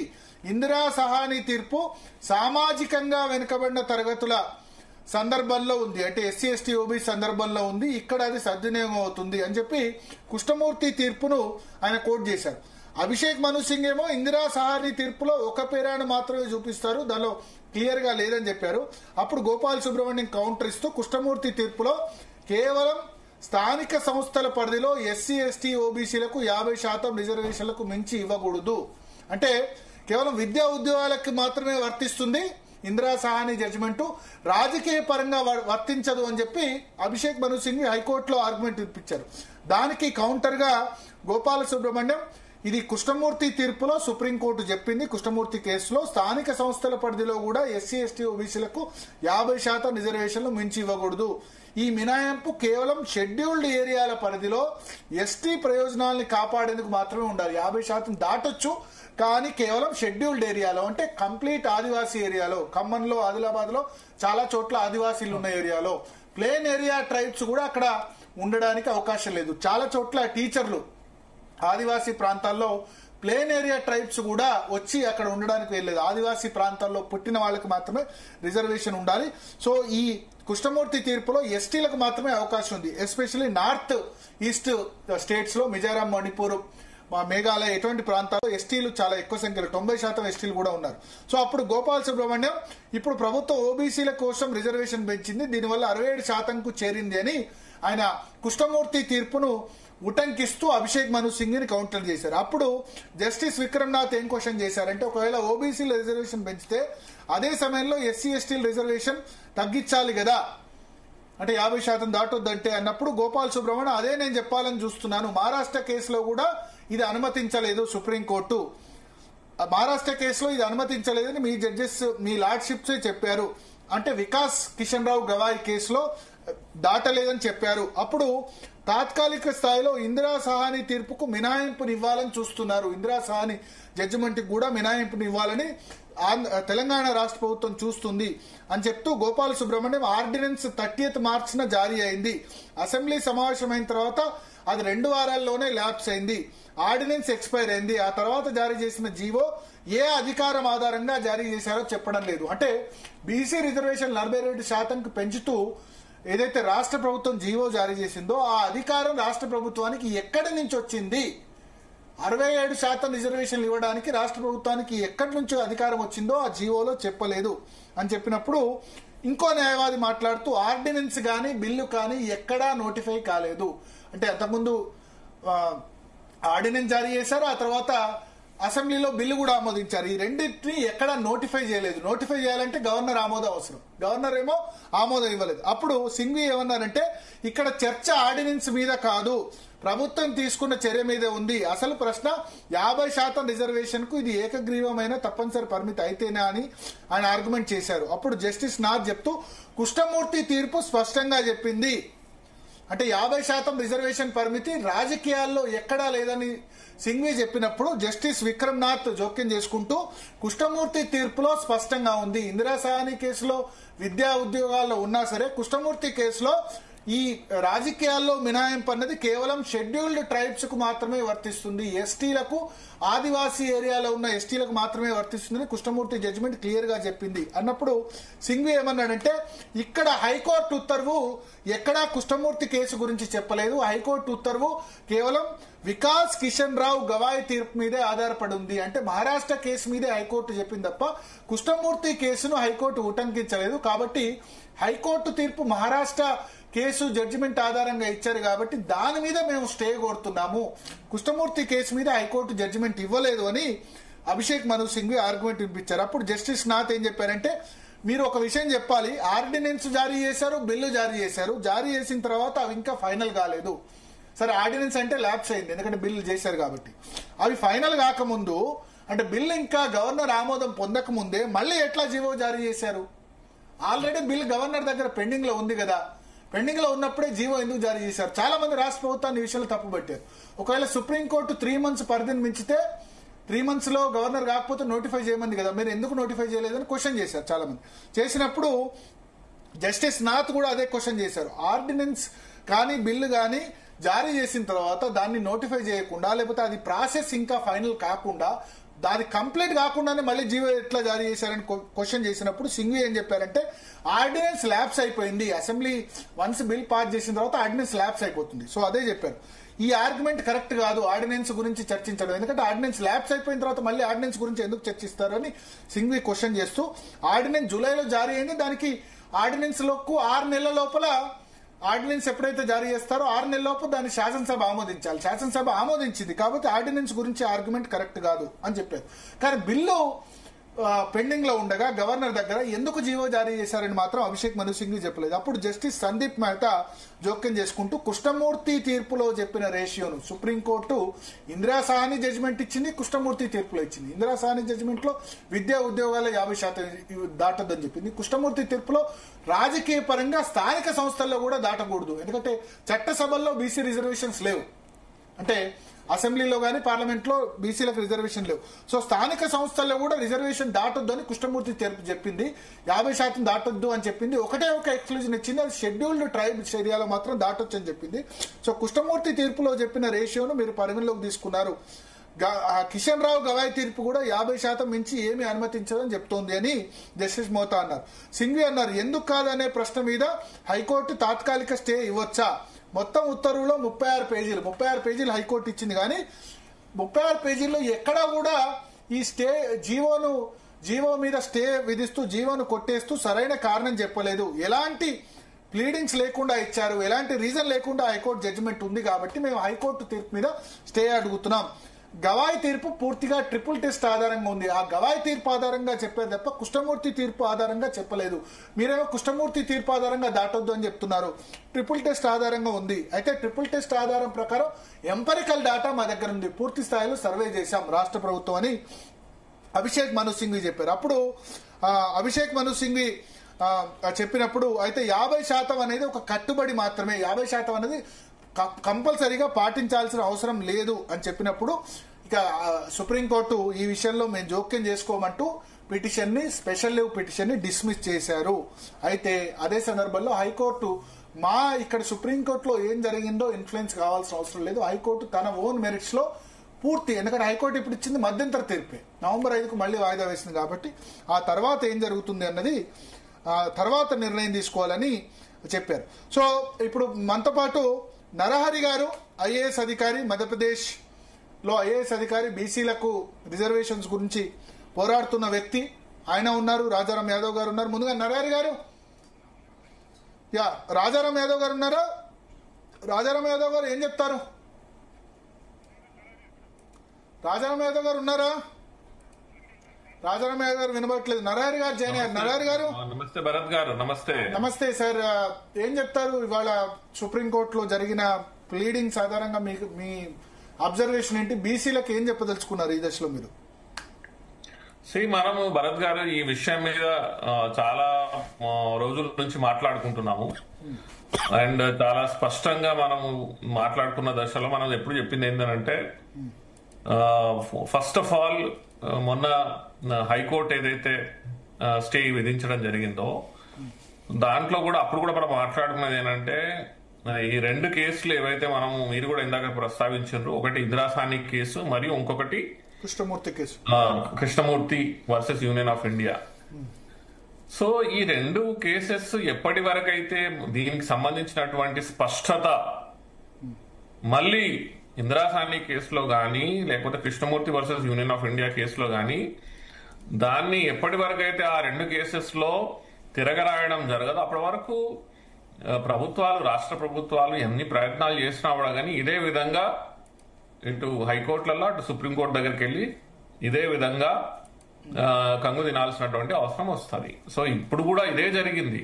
సో మొదటి నుంచి తెలంగాణ ప్రభుత్వం ఏదైతే పద్ధతి మార్గం ఎంచుకున్నదో ఆ పద్ధతి మార్గము సరి అయినది కాదు కాబట్టి ఈ స్థితికి ఊహించినటువంటి స్థితి అంటే ఇది మార్గం సరిగా లేనప్పుడు మీరు చేరుకోవాల్సినటువంటి గమ్యం ఏదైతే ఉన్నదో ఆ గమ్యం చేరుకోవాల్సినటువంటి ఏదైతే మార్గాన్ని మీరు ఎంచుకున్నారో ఆ మార్గమే రాంగ్ అయినప్పుడు ఆ గమ్యాన్ని చేరుకునేటువంటి ప్రశ్నే రాదు కదా. ఇప్పుడు కూడా అదే జరుగుతా ఉన్నది. సో రాష్ట్ర ప్రభుత్వం ఎంచుకున్నటువంటి మార్గం ఏదైతే ఉన్నదో అది టోటల్లీ రాంగ్ మార్గము. అందుకని ఇక్కడ హైకోర్టులో స్టే రావడం, అక్కడ సుప్రీంకోర్టులో కూడా మళ్ళీ ఎలాంటి తెలంగాణ ప్రభుత్వం పక్షాన నిర్ణయం రాకుండానే అది పిటిషన్ కొట్టివేయడం జరిగింది. రాంగ్ మార్గం అంటే రైట్ మార్గం ఏంటి మరి మీ దృష్టిలో? సో దీంట్లో మనం ముందు నుంచి చెప్పుకున్నట్టు ఏమిటంటే Krishnamurthy versus union of India గాని అదే విధంగా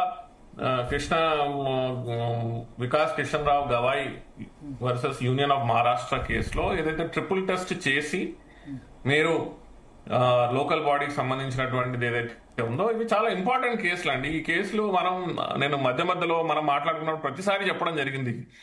గౌరవ సుప్రీంకోర్టు ఏదైతే Krishnamurthy versus union of India మరియు Vikas Kishan Rao Gavai versus union of state of Maharashtra ఈ రెండు నిర్ణయాలలో ఏదైతే తీర్పు ఇచ్చిందో ఈ తీర్పులు అనేటివి ఏవైతే ఉన్నాయో అవి అన్ని రాష్ట్రాలకి వర్తిస్తాయి, కేవలం మహారాష్ట్రకి కాకుండా అన్ని రాష్ట్రాలకు వర్తిస్తాయి అనేసి చాలా స్పష్టంగా చెప్పడం జరిగింది.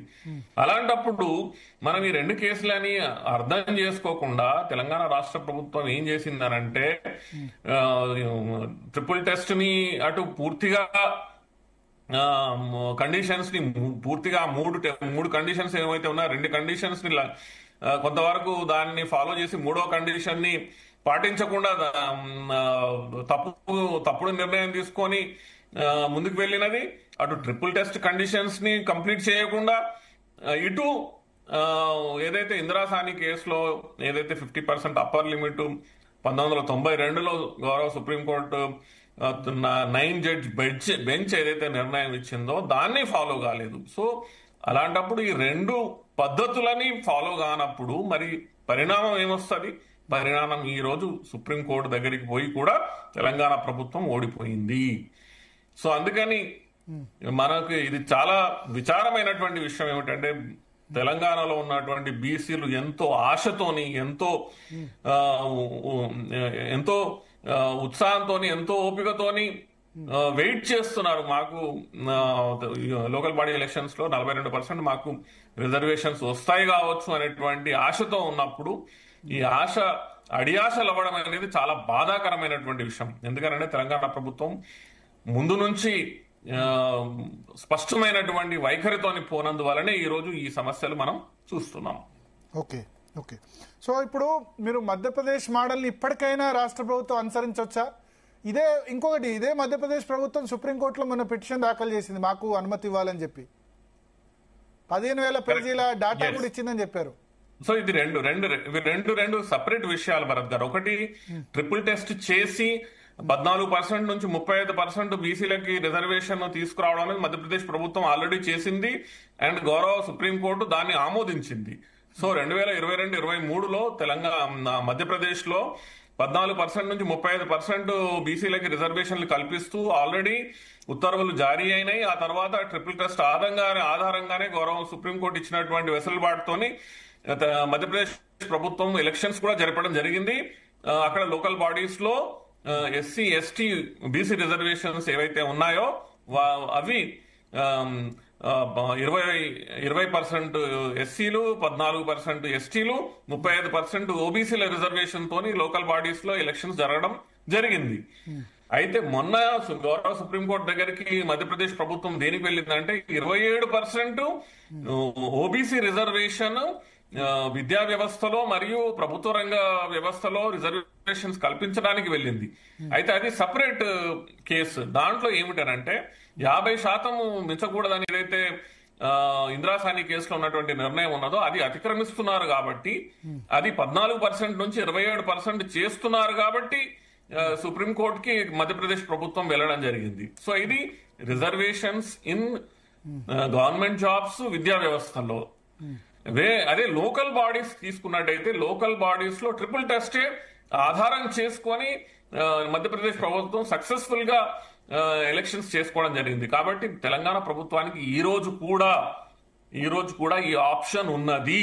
ఈ రోజు కూడా తెలంగాణ ప్రభుత్వం ఈ ట్రిపుల్ టెస్ట్ ఏదైతే ఉందో, మనం Krishnamurthy versus union of India, అదేవిధంగా వికాస్ కిషన్ రావు చెప్తున్నారు, బట్ ఎందుకు ప్రభుత్వం కన్సిడర్ చేయట్లేదు? సో ఇది రెండోది ఏంటంటే ప్రభుత్వం ఇప్పుడు ఎంపరికల్ డాటా ఎట్టి పరిస్థితుల్లో కూడా పంచాయతీ వైజ్, జిల్లా వైజ్ బయట పెట్టాల్సిందే కదా. సుప్రీంకోర్టు కూడా అడుగుద్ది కదా. ఓవరాల్ గా మొత్తం ఇంత % బీసీలు ఉన్నారని కాకుండా ఏ జిల్లాలో ఎంతమంది ఉన్నారు అన్నది బయట పెడితే మరింత ట్రాన్స్పరెంట్ గా ఏ క్యాస్ట్ ఎంత ఉందన్నది కూడా బయట పెడితే బెటర్ కదా. కరెక్ట్ భరత్ గారు, మనం దీని గురించి చాలా సార్లు మాట్లాడుకున్నాం. యూనిట్ వైజ్ ఎప్పుడైనా లోకల్ బాడీ ఎలక్షన్స్ అనేటివి యూనిట్ వైజ్ ఎలక్షన్స్. గ్రామ పంచాయతీ, ఎంపీటీసీ, జెడ్పీటీసీ స్థానాలు, అదేవిధంగా ఎంపీపీ స్థానాలు, జిల్లా పరిషత్ అధ్యక్షుల స్థానాలు, అదేవిధంగా మున్సిపాలిటీలలో మున్సిపల్ వార్డులు, కౌన్సిలర్లు, కార్పొరేషన్స్ కార్పొరేటర్లు, అదేవిధంగా మేయర్లు, మున్సిపల్ అధ్యక్షులు, అన్ని స్థానాలు ఇవన్నీ unit wise elections. Local body elections అంటేనే యూనిట్ వైజ్ ఎలక్షన్స్. దీన్ని తెలంగాణ ప్రజలు గుర్తించాలి, ప్రభుత్వాలు గుర్తించాలి. ఇకనైనా తెలంగాణ ప్రభుత్వము యూనిట్ వైజ్ ఏదైతే ఎంపరికల్ డేటాని కలెక్ట్ చేసినారో దాన్ని యూనిట్ వైజ్ గా విశ్లేషణ చేసి ప్రభుత్వము ప్రజల ముందు పెట్టాల్సినటువంటి అవసరం ఉన్నది. అది పెట్టినట్టయితే ఖచ్చితంగా అది తీసుకెళ్లి హైకోర్టులో గానీ, గౌరవ సుప్రీంకోర్టులో గానీ ఎక్కడ ఆ డేటాని చూపించినా కూడా గానీ అది సక్సెస్ఫుల్ గా వాటిని హైకోర్టులు మరియు గౌరవ సుప్రీంకోర్టు గుర్తిస్తుంది. అదే విధంగా ఆ ఎంపరికల్ డేటా ఆధారంగా మీరు ట్రిపుల్ టెస్ట్ ని అనుసరించి మీరు లోకల్ బాడీ ఎలక్షన్స్ చేసుకోవచ్చు. దానివల్ల ఈ రోజు కూడా బీసీలకి న్యాయం జరిగే విధంగా ఇప్పుడున్నటువంటి 23-24% ఏదైతే లోకల్ బాడీ ఎలక్షన్స్ లో స్థానం ఉన్నదో, అవకాశం ఉన్నదో, దాన్ని 42% చేసేటటువంటి అవకాశం ఈ రోజు కూడా మధ్యప్రదేశ్ మోడల్ అనుసరించి, ట్రిపుల్ టెస్ట్ ని అనుసరించి చేసుకోవచ్చని నేను మళ్ళీ నొక్కి వక్కానిస్తున్నాను. సార్, ఇప్పుడు మొన్న ఈ ఎంపరికల్ డాటాలో కొంత కులాలకు సంబంధించి లీక్ ఇవ్వగానే మళ్ళీ కుల సంఘాల నుంచి గొడవ స్టార్ట్ అయింది. ప్రభుత్వానికి కూడా ఒక ఇబ్బందే. ఈ డాటా మా కులం తక్కువ చూపించారని చెప్పి కొన్ని కుల సంఘాలు చెప్పి కొన్ని కులాలు ఎక్కువ చూపించారండి. బీసీలోనే ఇట్లా వైరుధ్యం జరిగింది. మరి బయట పెట్టాలంటే ప్రభుత్వానికి ఆ భయం ఉంది కదా. ఇప్పుడు రెడ్డి కులం, రెడ్డికి సంబంధించి 17 లక్షలు 18 లక్షలు అంటే అంత సంఖ్యలో లేరని చెప్పారు. మున్నూరు కాపు కులాన్ని తక్కువ చూపించారని ఆ ప్రతినిధులంతా కూడా చేశారు. సో ప్రభుత్వం బయట పెడితే ఒక సమస్య, బయట పెట్టకపోతే ఇంకో సమస్య. అసలు ప్రభుత్వము ఎప్పుడైనా కూడా కానీ, అందుకనే మనం బాగా అర్థం చేసుకోవాల్సింది అంటే ప్రభుత్వం అనేది ఒక న్యూట్రల్ వ్యవస్థ. ప్రభుత్వం అనేది ఏ రిలీజియన్ కానీ, ఏ ధర్మం కానీ, ఏ జాతి కానీ, ఏ కులాలు కానీ, దేనికైనా కూడా కానీ పక్షపాత రహితంగా ఉండాల్సినటువంటిదే ప్రభుత్వం. ప్రభుత్వాలు అనేది ఇలాంటి కులగణనలు లేక సర్వే చేసినప్పుడు చాలా నిష్పక్షతతో పాటు ఎంతో ట్రాన్స్పరెన్సీగా ఈ వ్యవస్థను ఈ గణన చేయాల్సినటువంటి అవసరం ఉన్నది. సో మొన్న జరిగినటువంటి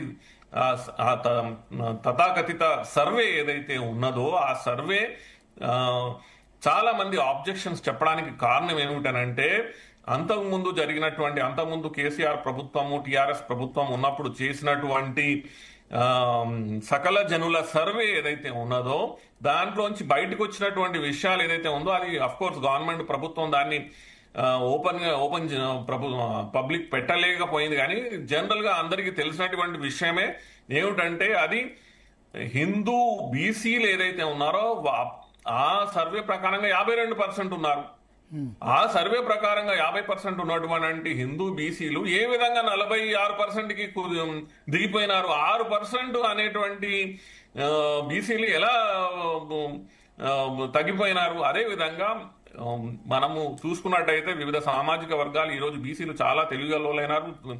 వాళ్ళ సామాజిక వర్గాలకు సంబంధించినటువంటి డేటాలు చాలా మటుకు వాళ్ళ దగ్గర అవైలబుల్ గా ఉన్నాయి.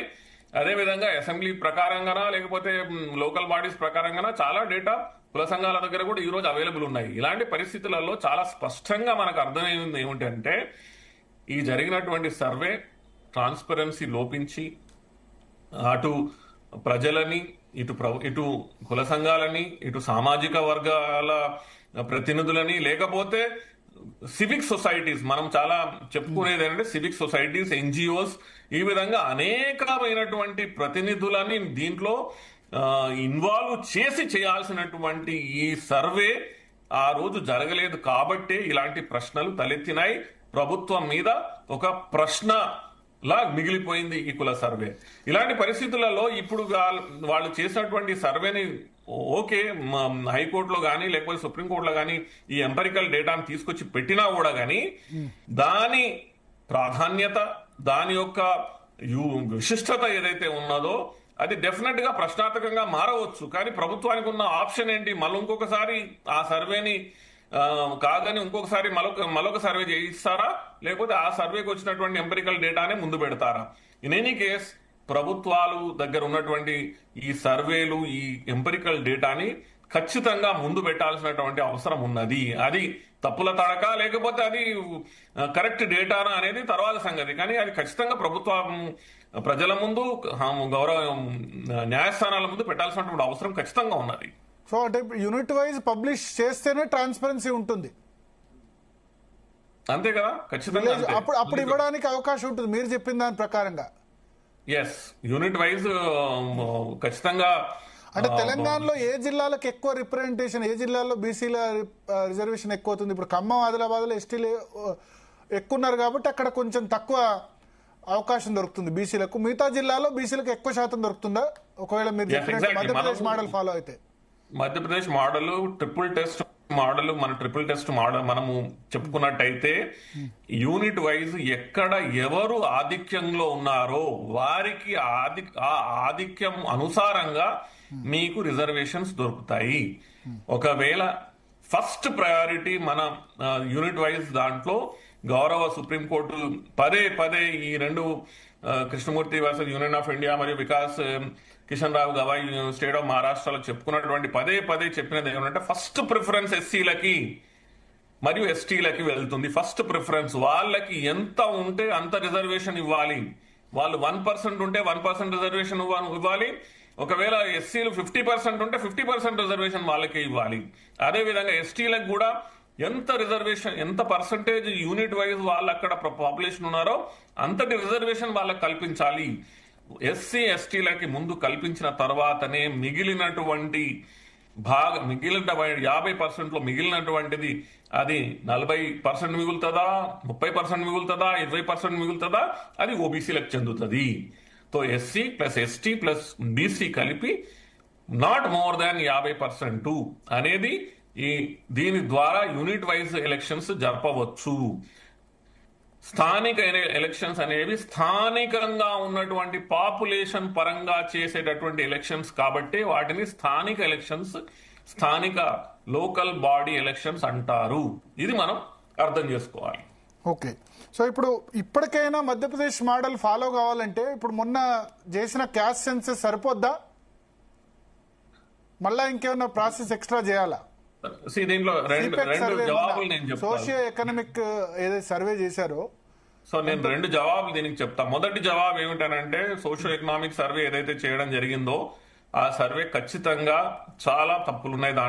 దాంట్లో వచ్చినటువంటి డేటా విశ్వసనీయంగా మనకి కనిపించడం లేదు. అది నా వ్యక్తిగత అభిప్రాయం. రెండవ అభిప్రాయం ఇక్కడే ఒక క్వశ్చన్ సార్, ఎందుకు విశ్వసనీయంగా కనిపించట్లేదు? ఏం ప్రాబ్లమ్స్ ఉన్నాయి దానిలో? ఎందుకనంటే దీంట్లో పాల్గొన్నటువంటి ప్రజలు, దీంట్లో పాల్గొన్నటువంటి మొత్తము యావత్ జనాభా పరంగా చూసుకున్నట్టయితే చాలా మంది ప్రశ్నలు దీంట్లో సంధించినారు. అసలు ఎన్యూమరేటర్స్ ఇంటికే రాలేదు, అసలు ఎన్యూమరేటర్స్ కనిపించనే లేదు, అసలు ఎన్యూమరేటర్స్ అనే వాళ్ళు దాన్ని పద్ధతి ప్రకారంగా సైంటిఫిక్ రూపంగా ఏదైతే స్టడీ చేయాలో చేయలేనటువంటిది చాలా పెద్ద ఎత్తున వచ్చినటువంటి ఆక్షేపణలు. ఈ ఆక్షేపణలు ఉన్నాయి కాబట్టి ముఖ్యంగా హైదరాబాద్ సిటీలోనే అత్యధికంగా ఇలాంటి ఆక్షేపణలు రావడం చాలా శోచనీయం, చింతనీయం. మరియు ఇలాంటి సర్వే ఎన్యూమరేటర్స్ సైంటిఫిక్ గా చేయకపోవడం అనేది చాలా బాధాకరం. అందుకని నేను దీన్ని వ్యక్తిగతంగా నేను చూసుకున్నట్టయితే ఈ సర్వే ఖచ్చితమైనటువంటి సర్వే కాదు అని నేను భావిస్తున్నాను. కానీ రెండవ పాయింట్ ఏమిటంటే సరే ఏదో ఒక సర్వే అంటే నేను సర్వే సరైంది కాదు అన్నప్పుడు అంటే ఉద్దేశపూర్వకంగా జరిగిందా తప్పు అన్నది, లేకపోతే సరైన 3 నెలల పాటు చేశారన్నారు, ఉద్దేశపూర్వకంగా జరిగిందా లేకపోతే ఏదో తూతు మంత్రంగా చేశారా?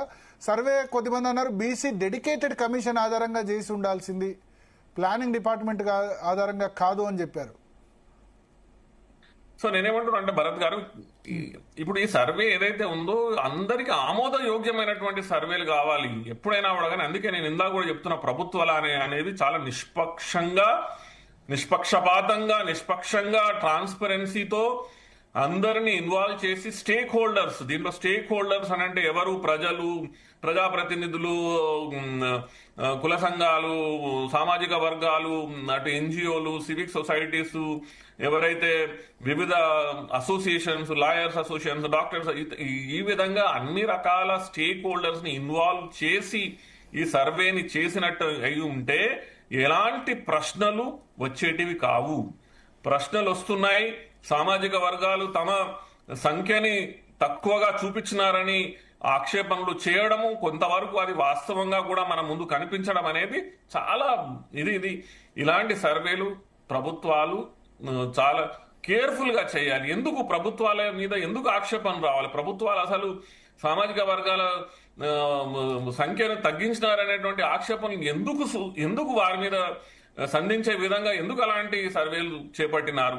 ఎందుకు సైంటిఫిక్ గా సర్వే చేయలేదు? ఇప్పుడు టెక్నాలజీ కూడా మన ముందుకు వచ్చింది, ఎందుకు ఎన్యూమరేటర్స్ కి వారికి ఎలక్ట్రానిక్ కంప్యూటర్స్ కానీ ఐప్యాడ్స్ లాంటివి కానీ ఇచ్చి వారి ద్వారా డిజిటల్ సర్వేలు ఎందుకు చేయించలేదు అనేది చాలా ఇంపార్టెంట్ ప్రశ్నలు మన ముందుకు ఎదురవుతున్నాయి. సో అందుకని మనం ఈ స్టడీ అనేది సైంటిఫిక్ గా జరగలేదు అనేటువంటి వాదనలు ఎక్కువగా వినిపిస్తున్నాయి, అవి వాస్తవంగా కూడా మనకు అనిపిస్తున్నాయి. ఓకే. సో ఇప్పుడు మరి ఏం చేయాలి? పార్టీ పరంగా 42% రిజర్వేషన్ ఇవ్వచ్చా? హైకోర్టులో జడ్జిమెంట్ అయ్యేంత వరకు వెయిట్ చేయాలి. హైకోర్టు నేనేమంటున్నానంటే ఇప్పుడు జరిగినటువంటి సర్వేని ఏదైతే ఉందో దాని దగ్గర ఉన్న డేటా ఏదైతే ఉందో అది మంచికో చెడుకో దాన్ని కూడా ఉపయోగించుకునే విధంగా తయారు చేసుకోవచ్చు అని నేను అంటున్నా. సో అది ఆ ఉన్నటువంటి డేటాని మంచికో చెడుకో కనీసం ఈసారికైనా ఎలక్షన్స్ జరిపే విధంగా, ఎందుకనంటే ఈ లోకల్ బాడీ ఎలక్షన్స్ అనేవి దీని అంతులేని కథలా తయారవుతున్నది ఇది. ఎందుకనంటే అటు ప్రభుత్వము తీసుకున్నటువంటి 42% ఇస్తామన్నటువంటి నిర్ణయాన్ని పాటించలేకపోతా ఉంది, దాన్ని దాన్ని సఫలీకృతం చేసుకొని ప్రజలను మెప్పించి ముందుకెళ్దామనేటువంటి పరిస్థితిలో కనిపించలేకపోతున్నది. అదేవిధంగా ఇటు ఎలక్షన్స్ జరపలేకపోవడం అనేది కూడా ఎన్ని రోజులని ఎలక్షన్స్, లోకల్ బాడీ ఎలక్షన్స్ జరపకుండా ఎన్ని రోజులని లోకల్ బాడీస్లల్లా సర్పంచులు, జడ్పీటీసులు, ఎంపీటీసులు లేకపోవడము, లోకల్ ప్రభుత్వాలు లేకపోవడం అనేది ఎన్ని రోజులని ఆపుతాము? అదేవిధంగా మనకి లోకల్ గవర్నమెంట్ లేకపోవడం వల్ల అటు కేంద్ర ప్రభుత్వం నుంచి, రాష్ట్ర ప్రభుత్వం నుంచి రావాల్సినటువంటి ఫండ్స్ రాకపోవడం, స్థానికంగా డెవలప్మెంట్ అనేది ఆగిపోవడం అనేది చాలా ఆలోచించాల్సినటువంటి విషయం. అందుకని కనీసము తాత్కాలికంగానైనా ఈ ఎలక్షన్స్ ని జరిపించే విధంగా ప్రభుత్వం ఉన్నటువంటి ఆప్షన్ ఏంటంటే, ఏదైతే సర్వే జరిగిందో ఆ సర్వేలో వచ్చినటువంటి ఎంపెరికల్ డేటాని స్టడీ చేసి దాన్ని ముందు పెట్టి దాంట్లో వచ్చినటువంటి డేటా ఆధారంగా ఒక్కసారి సుప్రీంకోర్టు దగ్గరికి వెళ్ళాలి. నేను లాస్ట్ టైం కూడా ఈ విషయాన్ని చెప్పినాను. మీరు సుప్రీంకోర్టుకి వెళ్ళి మేము ట్రిపుల్ టెస్ట్ ఆధారంగానే ఈ 3 కండిషన్స్ ని ఫాలో చేసి మేము యూనిట్ వైజ్ ఇంత డేటా వచ్చింది, ఇది మాకు వచ్చినటువంటి ఎంపెరికల్ డేటా అని గౌరవ సుప్రీంకోర్టు ముందు ఈ వికాస్ కిషన్ రావు గవాయి కేసులో ఏదైతే నిర్ణయం ఉందో ఆ నిర్ణయానికి అనుసారంగా ఒకసారి వెళ్ళి గౌరవ సుప్రీంకోర్టు ముందు పెట్టి వారి ఆమోదము అతి త్వరలో పొందినట్టయితే మీరు 42% కొంతవరకు వెసులుబాటు, కొంతవరకు న్యాయం బీసీలకు చేసిన వాళ్ళు అవుతారు అని నేను చెప్తున్నా. Okay okay okay thank you for your time Narahari గారు, జీతల్ న్యూస్ కోసం సమయం కేటాయించినందుకు. సో మనతో పాటు కల్లూరు శ్రీనివాస్ రెడ్డి గారు కూడా ఉన్నారు, సీనియర్ జర్నలిస్ట్. కల్లూరి గారు నమస్తే. నమస్తే. ఈ తీర్పు నేపథ్యంలో మరింత ఉద్రిక్తత పెరిగే అవకాశం ఉంది. రెడ్డి సామాజిక వర్గం వర్సెస్ బీసీ అనే నేపథ్యంలో ఆల్రెడీ బీసీ నేతలు అక్కడ ప్రెస్ కాన్ఫరెన్స్ కూడా నిర్వహిస్తున్నారు ప్రెస్ క్లబ్ ఆఫ్ హైదరాబాద్లో. ఎట్లా దాన్ని న్యూట్రలైజ్ చేయాలంటే ఎట్లా? ఇంతకుముందు వారు రిటైర్డ్ ఐఏఎస్ ఆఫీసర్ గారు చెప్పినట్టు వాస్తవాలు కూడా చెప్పొద్దు. ఏంటంటే బీసీ రిజర్వేషన్ పెంచడం అనేది ఆషామాషి విషయం కాదది. పక్కడబందీగా, ప్రణాళికాబద్ధంగా, చట్టబద్ధంగా అన్ని చర్యలు తీసుకుంటే అది నిలబడేది, ఇంత ఇవ్వాలి ఇది అనేది కోర్టులు కూడా చెప్పగలిగేది. కానీ అట్లా ఉన్నట్టు ఏం లేదు. లేకపోతే ఇంత ప్రొలాంగా ఇది లాగడంలో రాజకీయ ఉద్దేశం తప్ప నిజంగానే జరపాలి, వాళ్లకు 42% ఇవ్వాలి అనే కమిట్మెంట్ ప్రభుత్వానికి ఏ మేరకు ఉందో నాకైతే అర్థం కాదు. చాలా యాపన జరిగింది దాదాపు 1 year నుంచి. ఈ 1 year నుంచి జరిగిన కాలయాపనతోటి లోకల్ బాడీ ఎన్నికలు ఆగిపోవడం, ఓ రకమైన పరోక్షంగా గ్రామాల్లో అభివృద్ధి ఆగిపోవడం జరిగింది తప్ప మేలు జరిగింది ఏం లేదు. ఈవెన్ బీసీలకు కూడా మేలు జరిగింది అదనంగా అనేది ఏం లేదు. వాళ్ళకేమో అన్యాయం జరుగుతలేదు. ఇప్పుడున్న దాంట్లో ఇంకింత ఇద్దామంటే కూడా అదేదో జరిగింది కూడా. అంటే అన్యాయం అంటే 56% రిప్రజెంటేషన్ తక్కువ ఉంది కదా, రిప్రజెంటేషన్ ఎక్కువ ఇస్తే ప్రాబ్లం ఏంటి? అంటే మీరు అన్నారు ఎంపీటీసీలో 38% ఉంది ఎంపీటీసీ స్థానాల్లో. అయితే ఆల్రెడీ ఉన్నారు భరత్ గారు. ఇక్కడ రిజర్వేషన్ లేక వాళ్ళు అన్యాయానికి గురవుతున్నారు అన్నప్పుడు మనం ఆలోచన చేయాల్సిందే. కానీ అట్లా ఏమి అన్యాయం జరుగుతలేనప్పుడు సరే దాన్ని ప్రభుత్వం చట్టబద్ధంగా చేసే ఒక ప్రయత్నం చేయొచ్చు, నేను కాదంటలేదు. చట్టబద్ధంగా చేయాలనుకునేప్పుడు ప్రాంప్ట్ గా పోవాలి కదా, చట్టబద్ధంగానే ప్రాసెస్ ను ఫాలో కావాలి కదా. ఇప్పుడు చేసిన కులగణన కూడా సరిగా లేదనేది అందరికీ తెలిసిన విషయం. అర్బన్ లో దాదాపు హైదరాబాద్ లోనే 1 కోటి జనాభా ఉంటది మన భరత్ గారు. టోటల్ అర్బన్ తెలంగాణ అర్బన్ జనాభా చూస్తే దాదాపు 1.5 crore దాకా ఉంటుంది. 1.5 crore జనాభా అది సరైన లెక్కలు లేవనేది మనకు అర్థమవుతున్న విషయం. చాలా లొసుగులు బయట వచ్చినాయి, మీడియాలో కూడా కనపడ్డాయి మనకు. మనం కూడా ప్రాక్టికల్ గా మన ప్రాంతాల్లో చూసింది కూడా అర్థమైంది. కాబట్టి అది కులగణన కూడా సరిగా జరిగిన పరిస్థితి అయితే లేదు.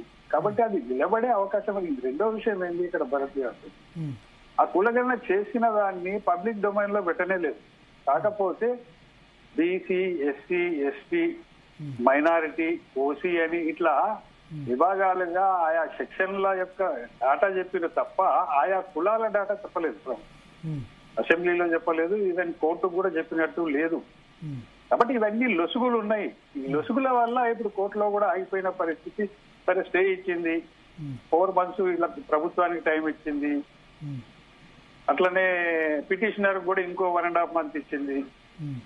ఇట్లా కాలయాపన చేసుకున్నా, సారీ 4 months కాదు, 1.5 months ప్రభుత్వానికి ఇచ్చింది, 2 వారాల పాటు పిటిషనర్ కి ఇచ్చింది, ఇంకో 2 నెలలు గడిచిపోవాలి. దాని తర్వాత అక్కడ కోర్టులో రివ్యూ జరుగుతుండొచ్చు విచారణ, దాని తర్వాత ఏమైతుంది ఎవరికి తెలియదు. అంటే అంటూ ఉండాలి కదా భరత్ గారు. ఒక బాధ్యతాయుతమైన ప్రభుత్వం ఒక ఇష్యూలో ఇంత ప్రొలాంగ్ గా తప్పులు చేసి దాన్ని కాలయాపన చేస్తూ పోతుంటే ఎంతకాలం అని వేచి చూస్తారు? ప్రజలకు కూడా విసుగొస్తుంది కదా. ఈవెన్ బీసీలకు కూడా నమ్మకం పోయిందండి. ఒకప్పుడు కొంత నమ్మేలే కానీ ఇప్పుడు జరుగుతున్న పరిణామాలు, చట్టబద్ధంగా జరుగుతున్న లొసుగులేంటి అని బయట సమాజానికి తెలుస్తూ పోతున్న సమయంలో ప్రభుత్వం కూడా విశ్వాసాన్ని కోల్పోతుంది కదా. సరే, కాంగ్రెస్ ప్రభుత్వం బీసీల కోసం రిజర్వేషన్ పెంచుతా అని చెప్పింది కాబట్టి ఎంతో కొంత ఆ ప్రయత్నం చేసిందనే ప్రజల్లో అభిప్రాయం ఉన్నా కూడా ఇప్పుడు కోర్టులు చెప్తున్న విషయాలను వింటుంటే, ఎక్స్పర్ట్స్ చెప్తున్న విషయాలను వింటుంటే, ఈవెన్ మేధావులు చెప్తున్న విషయాలు వింటుంటే ప్రభుత్వం మీద నమ్మకం పోతుంది కదా. వీళ్ళు కమిట్మెంట్ తోటి చిత్తశుద్ధితోటి ఇవ్వాలని చేసింది కాదు ఇది, ఏదో పొలిటికల్ గేమ్ కోసం చేసినట్టుగానే కనపడుతుందనే అభిప్రాయం ప్రజల్లో ఏర్పడుతుంది కదా. కాబట్టి ఇప్పటికైనా కానీ ప్రభుత్వం ఏం చేయాలంటే, ఆల్రెడీ సుప్రీంకోర్టు ఇప్పుడు కొట్టేసింది కాబట్టి హైకోర్టు విచారణ ఇంకో 2 months తర్వాత ఉండే అవకాశం ఉంది కాబట్టి అప్పటి వరకు లోకల్ బాడీ ఎన్నికలను ఆపడం మాత్రం సరైన పద్ధతి కాదు.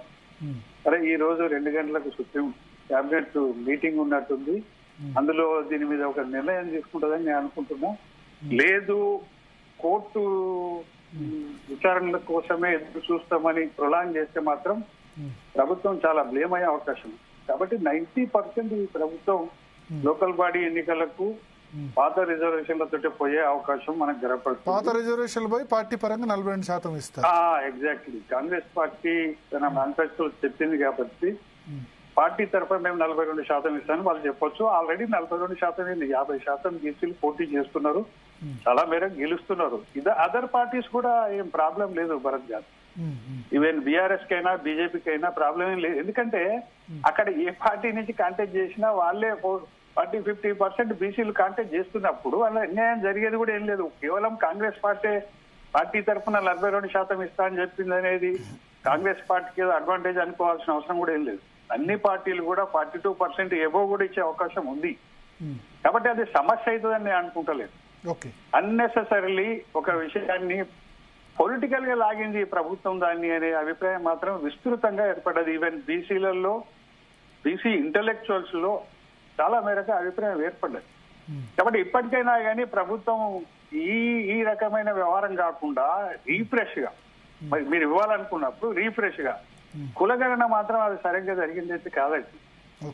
కాబట్టి అట్లా కొన్ని మనకు టూకీగా అర్థమవుతున్న విషయాలు. ఇప్పుడు బీసీ రిజర్వేషన్లలో గ్రూప్ సి అని ఉన్నది. మరి ఎవరండి? దళిత్ క్రిస్టియన్స్. ఈ దళిత్ క్రిస్టియన్స్ జనాభా చెప్పిందా? రేవంత్ ప్రభుత్వం చెప్పలేదు. ముస్లిం బీసీలు అని చెప్పింది, హిందూ బీసీలు అని చెప్పింది, దళిత్ క్రిస్టియన్ బీసీల గురించి ఎందుకు చెప్పలేదండి? నేను అడుగుతున్నా. క్రిస్టియన్స్ జనాభా చెప్పలేదు, లెక్కలేదు. అంటే ఎక్కడ మనకు అథెంటిక్నెస్ కనపడతలేదు. ప్రభుత్వం ఏదో టూకీగా చేసి ఒక డ్రామా నడుపుదాం అన్నట్టుగా చేసిందా ఏందా అనే అనుమానం ఎవరికైనా వస్తుంది. కాబట్టి ఇది సరైన పద్ధతి కాదు. రాజకీయంగా ఇవాళ రాష్ట్రం ఎంత గందరగోళంలో ఉందండి. కాబట్టి దీన్ని డెఫినెట్లీ ఎన్నికల కింద పోవాల్సిందే. దీని ప్రాసెస్ లో ప్రభుత్వం నిజంగానే 42% బీసీలకు రిజర్వేషన్ చట్టబద్ధం చేయాలని అనుకుంటే, ఒకవేళ అనుకుంటే తిరిగి స్టార్ట్ చేయాల్సిందే. అది కులగణన అయినా, పోయే ప్రాసెస్ అయినా డెడికేషన్ కమిషన్ వేసి పక్కడబందీగా చేసి అప్పుడు నువ్వు బీసీలకు నిజంగానే రాజకీయంగా అన్యాయం జరుగుతున్నది అనేది ప్రూవ్ చేయగలిగితే డెఫినెట్లీ వస్తుంది. కోటేం ఆపేది కాదు అది. కాబట్టి అట్లా వాళ్ళకి అన్యాయం జరుగుతున్నట్టుగా నీకు కులగణన తీసి వాళ్ళ రాజకీయ నేపథ్యం తీసుకున్నా కానీ అటువంటి అన్యాయం జరుగుతుందని ఏమి రిపోర్ట్ వచ్చే పరిస్థితులు కూడా ఏం లేవు. కాబట్టి ఇది అవసరమైంది కాదు అని నేను అనుకుంటున్నా. సరే, ప్రభుత్వం ఒక పొలిటికల్ ఇమేజ్ కోసం పోతున్నట్టుగా మనకు అందరికి అర్థమవుతుంది. అది రాహుల్ గాంధీ కోసం పోతుందా, లేకపోతే వాళ్ళు మేనిఫెస్టోలో 42% ఇచ్చినామని పెట్టి అవన్నీ చెప్పిపోతున్నదానే తెలియదు. కానీ ఇమీడియట్ గా మాత్రం ఈ ప్రభుత్వం లోకల్ బాడీ ఎన్నికలను జరపడమే ఉత్తమం. తెలంగాణకు రావాల్సిన నిధులు ఆగిపోయి ఓకే. గ్రామాలు ఆర్థికంగా అభివృద్ధి పరంగా దెబ్బతింటున్నాయి, సమస్యలు ఏర్పడుతున్నాయి. అర్థమైంది మీ పాయింట్. ఎస్, దాన్ని దృష్టిలో పెట్టుకొని ప్రభుత్వం ఎన్నికలకు పోతే మంచిదని నా అభిప్రాయం. ఓకే. మనతో పాటు తాడు శ్రీనివాస్ గారు కూడా జాయిన్ అయ్యారు. తాడు శ్రీనివాస్ గారు. భరత్ గారు. తాడు శ్రీనివాస్ గారు గతంలో ఎంబీసీ కార్పొరేషన్ చైర్మన్ గా ఉన్నారు, ప్రస్తుతం భారతీయ జనతా పార్టీలో ఉన్నారు. తాడు శ్రీనివాస్ గారు ఏం చెప్తారు? తెలిసాయా? డిస్మిస్ అయింది మొత్తం పిటిషన్. ఇంటర్వ్యూ ఆర్డర్ మీద స్టే ఇవ్వడానికి నిరాకరించారు. స్టే ఇవ్వడానికి, స్టేని వెకేట్ చేయడానికి పోయినారు వీళ్ళు. ఇంటర్వ్యూ అప్లికేషన్ మీదనే పోయినారు వీళ్ళు.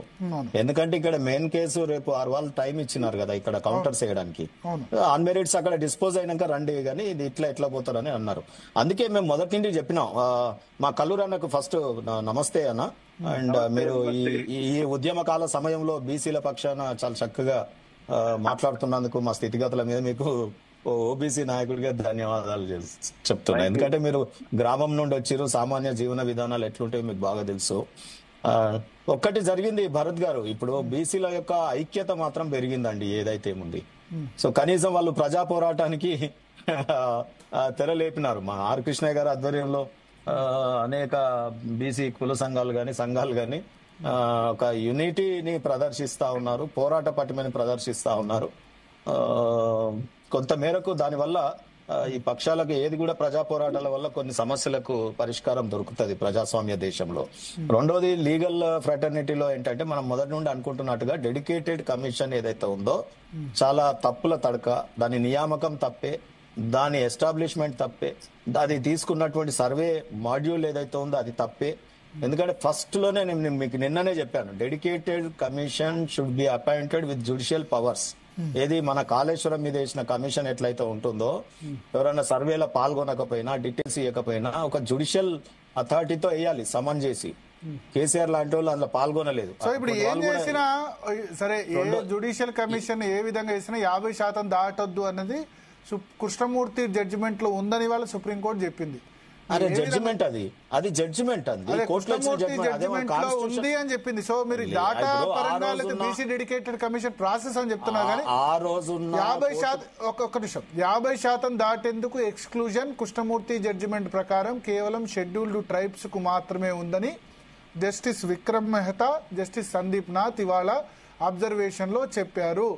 సో ఇప్పుడు 50% కేవలం ఎస్టీలకు మాత్రమే ఉందని కృష్ణమూర్తి జడ్జిమెంట్ ని బెంచ్ కోట్ చేసింది.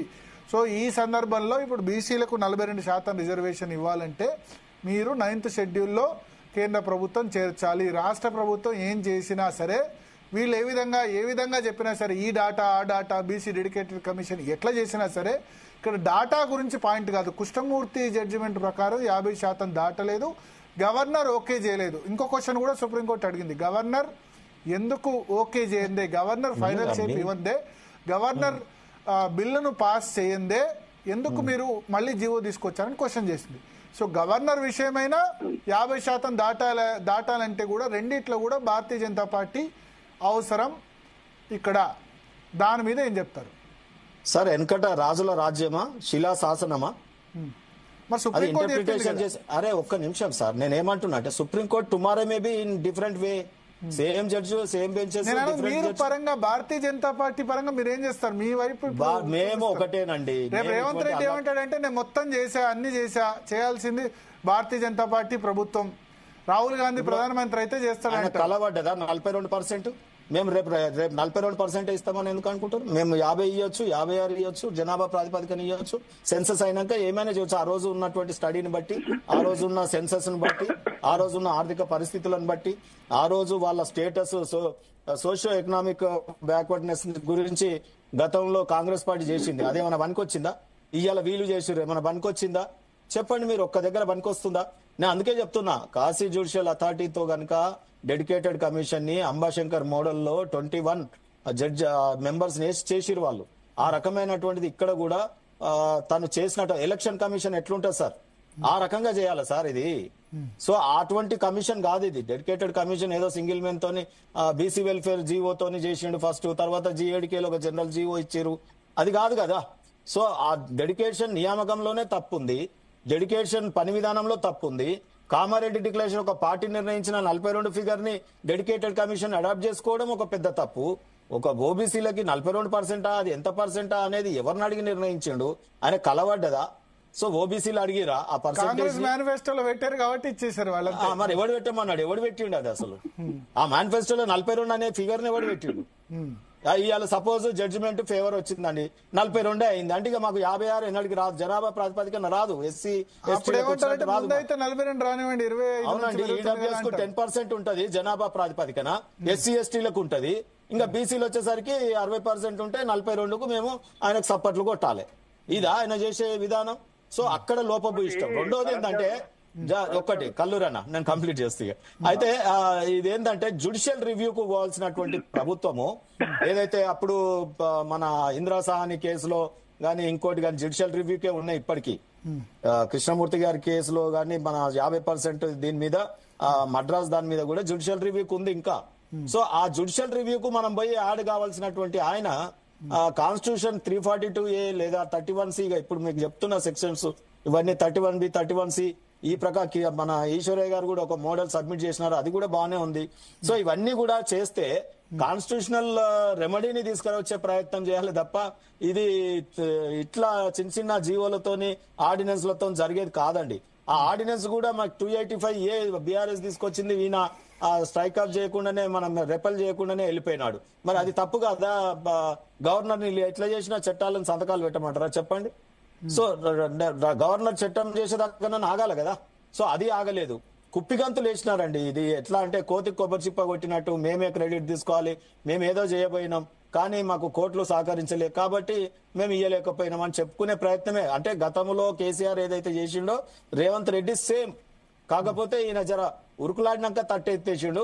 ఆయననేమో ఏమి ప్రయత్నం చేయకుండానే ధన్మన్ ఎలక్షన్స్ కు పోయిండు. 18% ఆయన టైంలో రూరల్ ఏరియాలో మాకు.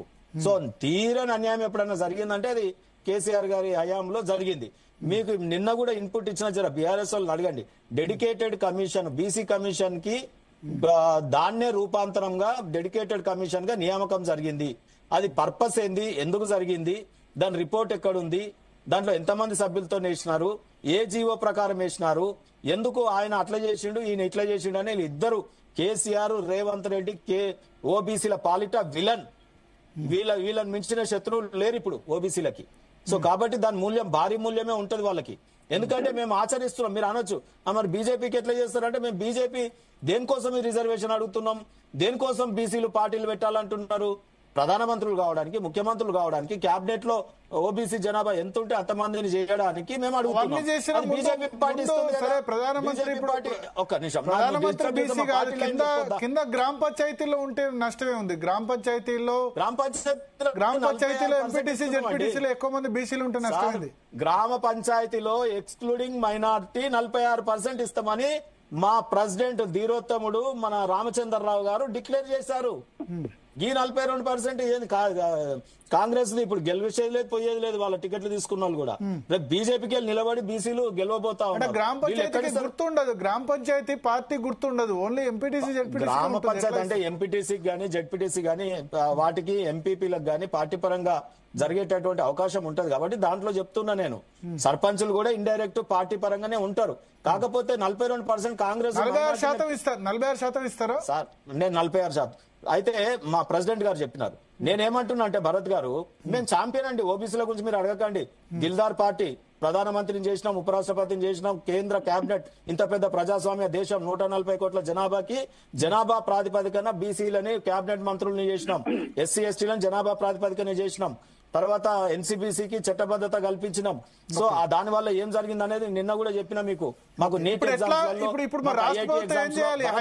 హైకోర్టు జడ్జిమెంట్ వచ్చేంత వరకు వెయిట్ చేయాలా? అది చెప్తా ఒకసారి. నా పార్టీది కూడా మెరిట్స్ చెప్పుకోవాలి కదా. నేనేమంటున్నా అంటే మేము ఎన్సీబీసీ కమిషన్ కు రాజ్యాంగ భద్రత ఇవ్వడం వల్ల నీట్ అనే ఎగ్జామ్స్ లో గానీ, ఐఐటీలో గానీ, నవోదయ పాఠశాలల్లో గానీ, కేంద్ర విద్యా సంస్థలలో గానీ రిజర్వేషన్ కు అనుకూలంగా ఇప్పుడు ఇవ్వగలుగుతున్నాం. మేము 27% ఇవ్వగలుగుతున్నాం. సో అందుకనే భరత్ గారు మీరు అన్నట్టు BJP model the best model. ఓబీసీలకు ఇంకో పార్టీ కూడా అక్కర్లేదు. ఎందుకంటే ఇక్కడ ముఖ్యమంత్రిని ఇస్తా అంటే ఇవన్నీ చేయబడుతుంది. ఇంకా దేనికోసం? ఇక్కడ కూడా కేబినెట్ మేము జనాభా ప్రాతిపదికనే చేస్తాం రేపు కూడా. సో కాబట్టి ఇంత మించిన పార్టీ దేశంలో ఇక ఇంత గొప్ప ఓబీసీలకు అవకాశం లేదు. ఇక మీరు అడిగేది ఏంటంటే ఏంటి మీరు అడిగింది? అదే ఇప్పుడు ఏం చేయాలి రాష్ట్ర ప్రభుత్వం? మరి ఎలక్షన్ రాష్ట్ర ప్రభుత్వం ఏం చేయాలంటే అన్ని వెనకకు తీసుకొని సప్పుడు ఏక గవర్నర్ గారి దగ్గర ఉన్నటువంటి ఆ బిల్లుని 285A ఆర్టికల్ రద్దు చేసుకోవడమా, రెపల్ చేయడమా చేసి మళ్ళీ రీప్రాసెస్ డెడికేటెడ్ కమిషన్ మళ్ళీ నియమించి మా అందరితో ఆల్ పార్టీస్ తో ఆల్ కుల సంఘాలతో చర్చలు జరిపి ఆ త్రిబుల్ టెస్ట్ ఏదైతే ఉందో దానికి అనుగుణంగా కేటగరైజేషన్ ఎంబీసీలని సంచార జాతులను యాడ్ చేసి కనీసం చట్టం ఒప్పుకోకపోయినా సింపథెటికల్ ఆర్డర్స్ అన్న హైకోర్టుకి వెళ్ళి తీసుకునే అవకాశం ఉంటుంది. ఎంబీసీలయ్యా సంచార జాతులు ఇప్పటి వరకు సర్పంచ్ కాలేదు, వార్డు మెంబర్ కూడా కాని కులాల సంఖ్య ఎన్నున్నాయో వారి ముందు చెప్పి ప్రజెంటేషన్ ఇస్తే గనక ఇది పొలిటికల్, ఇది ఆన్ మెరిట్స్ కాదండి, ఎడ్యుకేషన్ కాదు, ఇది ఒక ఉద్యోగం కాదు, ఒక మెరిట్స్ మీద పోవాల్సిన అవసరం లేదు. ఎందుకంటే ఇప్పుడు గన్ని యూనివర్సిటీలు పెట్టిన మల్లారెడ్డి ఆయన కాలేదా, ఎంపీ కాలేదా, మంత్రి కాలేదా?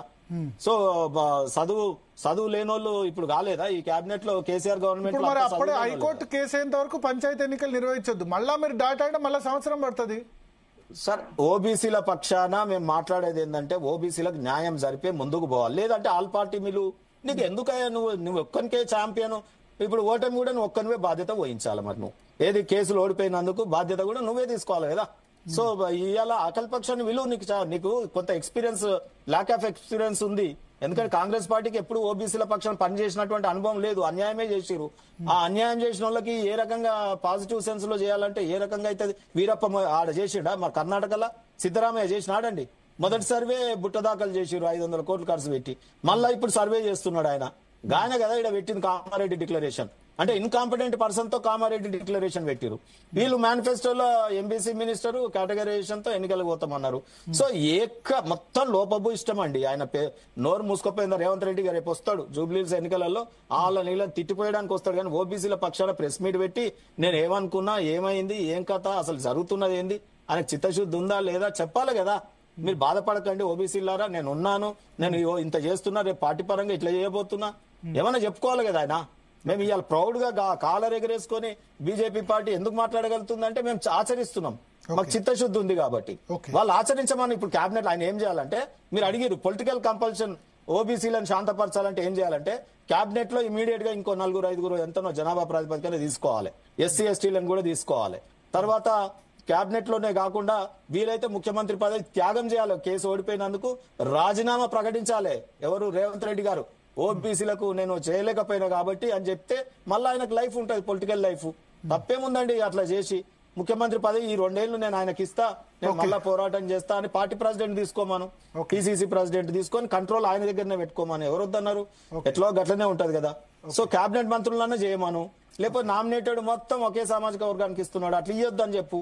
ఓబీసీలకు జనాభా ప్రాతిపదికన ఇయ్యమని కార్పొరేషన్ చైర్మన్లు గదిగివి అపాయింట్మెంట్స్ ఇచ్చిరు. ఫోకల్ ఇప్పుడు అడ్వకేట్ జనరల్ వాళ్ళ సామాజిక వర్గమే, లేకపోతే ఇంటెలిజెన్స్లు వాళ్ళ సామాజిక వర్గమే, ఇవన్నీ లేవా? మా సిటీ సరౌండింగ్ పోస్టింగ్లు అన్ని ఎట్లా ఇచ్చిరో తెలుస్తలేదా? అట్లా ఇవ్వకుండా మొత్తం ఓబీసీలను కూడా కాన్ఫరెన్స్ లోకి తీసుకొని ఎస్సీ ఎస్టీలను కాన్ఫరెన్స్ లోకి తీసుకొని ముందుకు పోమానండి. అల్టిమేట్ గా రాజకీయ వ్యవస్థ ప్రజల పక్షాన ఉండాలండి, ఏ పార్టీలో అయితే ఏముంది. సో ఇప్పటి వరకు అన్యాయానికి గురైన వాళ్ళు, అపార్చునిటీస్ రాని వాళ్ళకి ఆపర్చునిటీ రావాలి, సమతాభావం విరజిల్లాలి.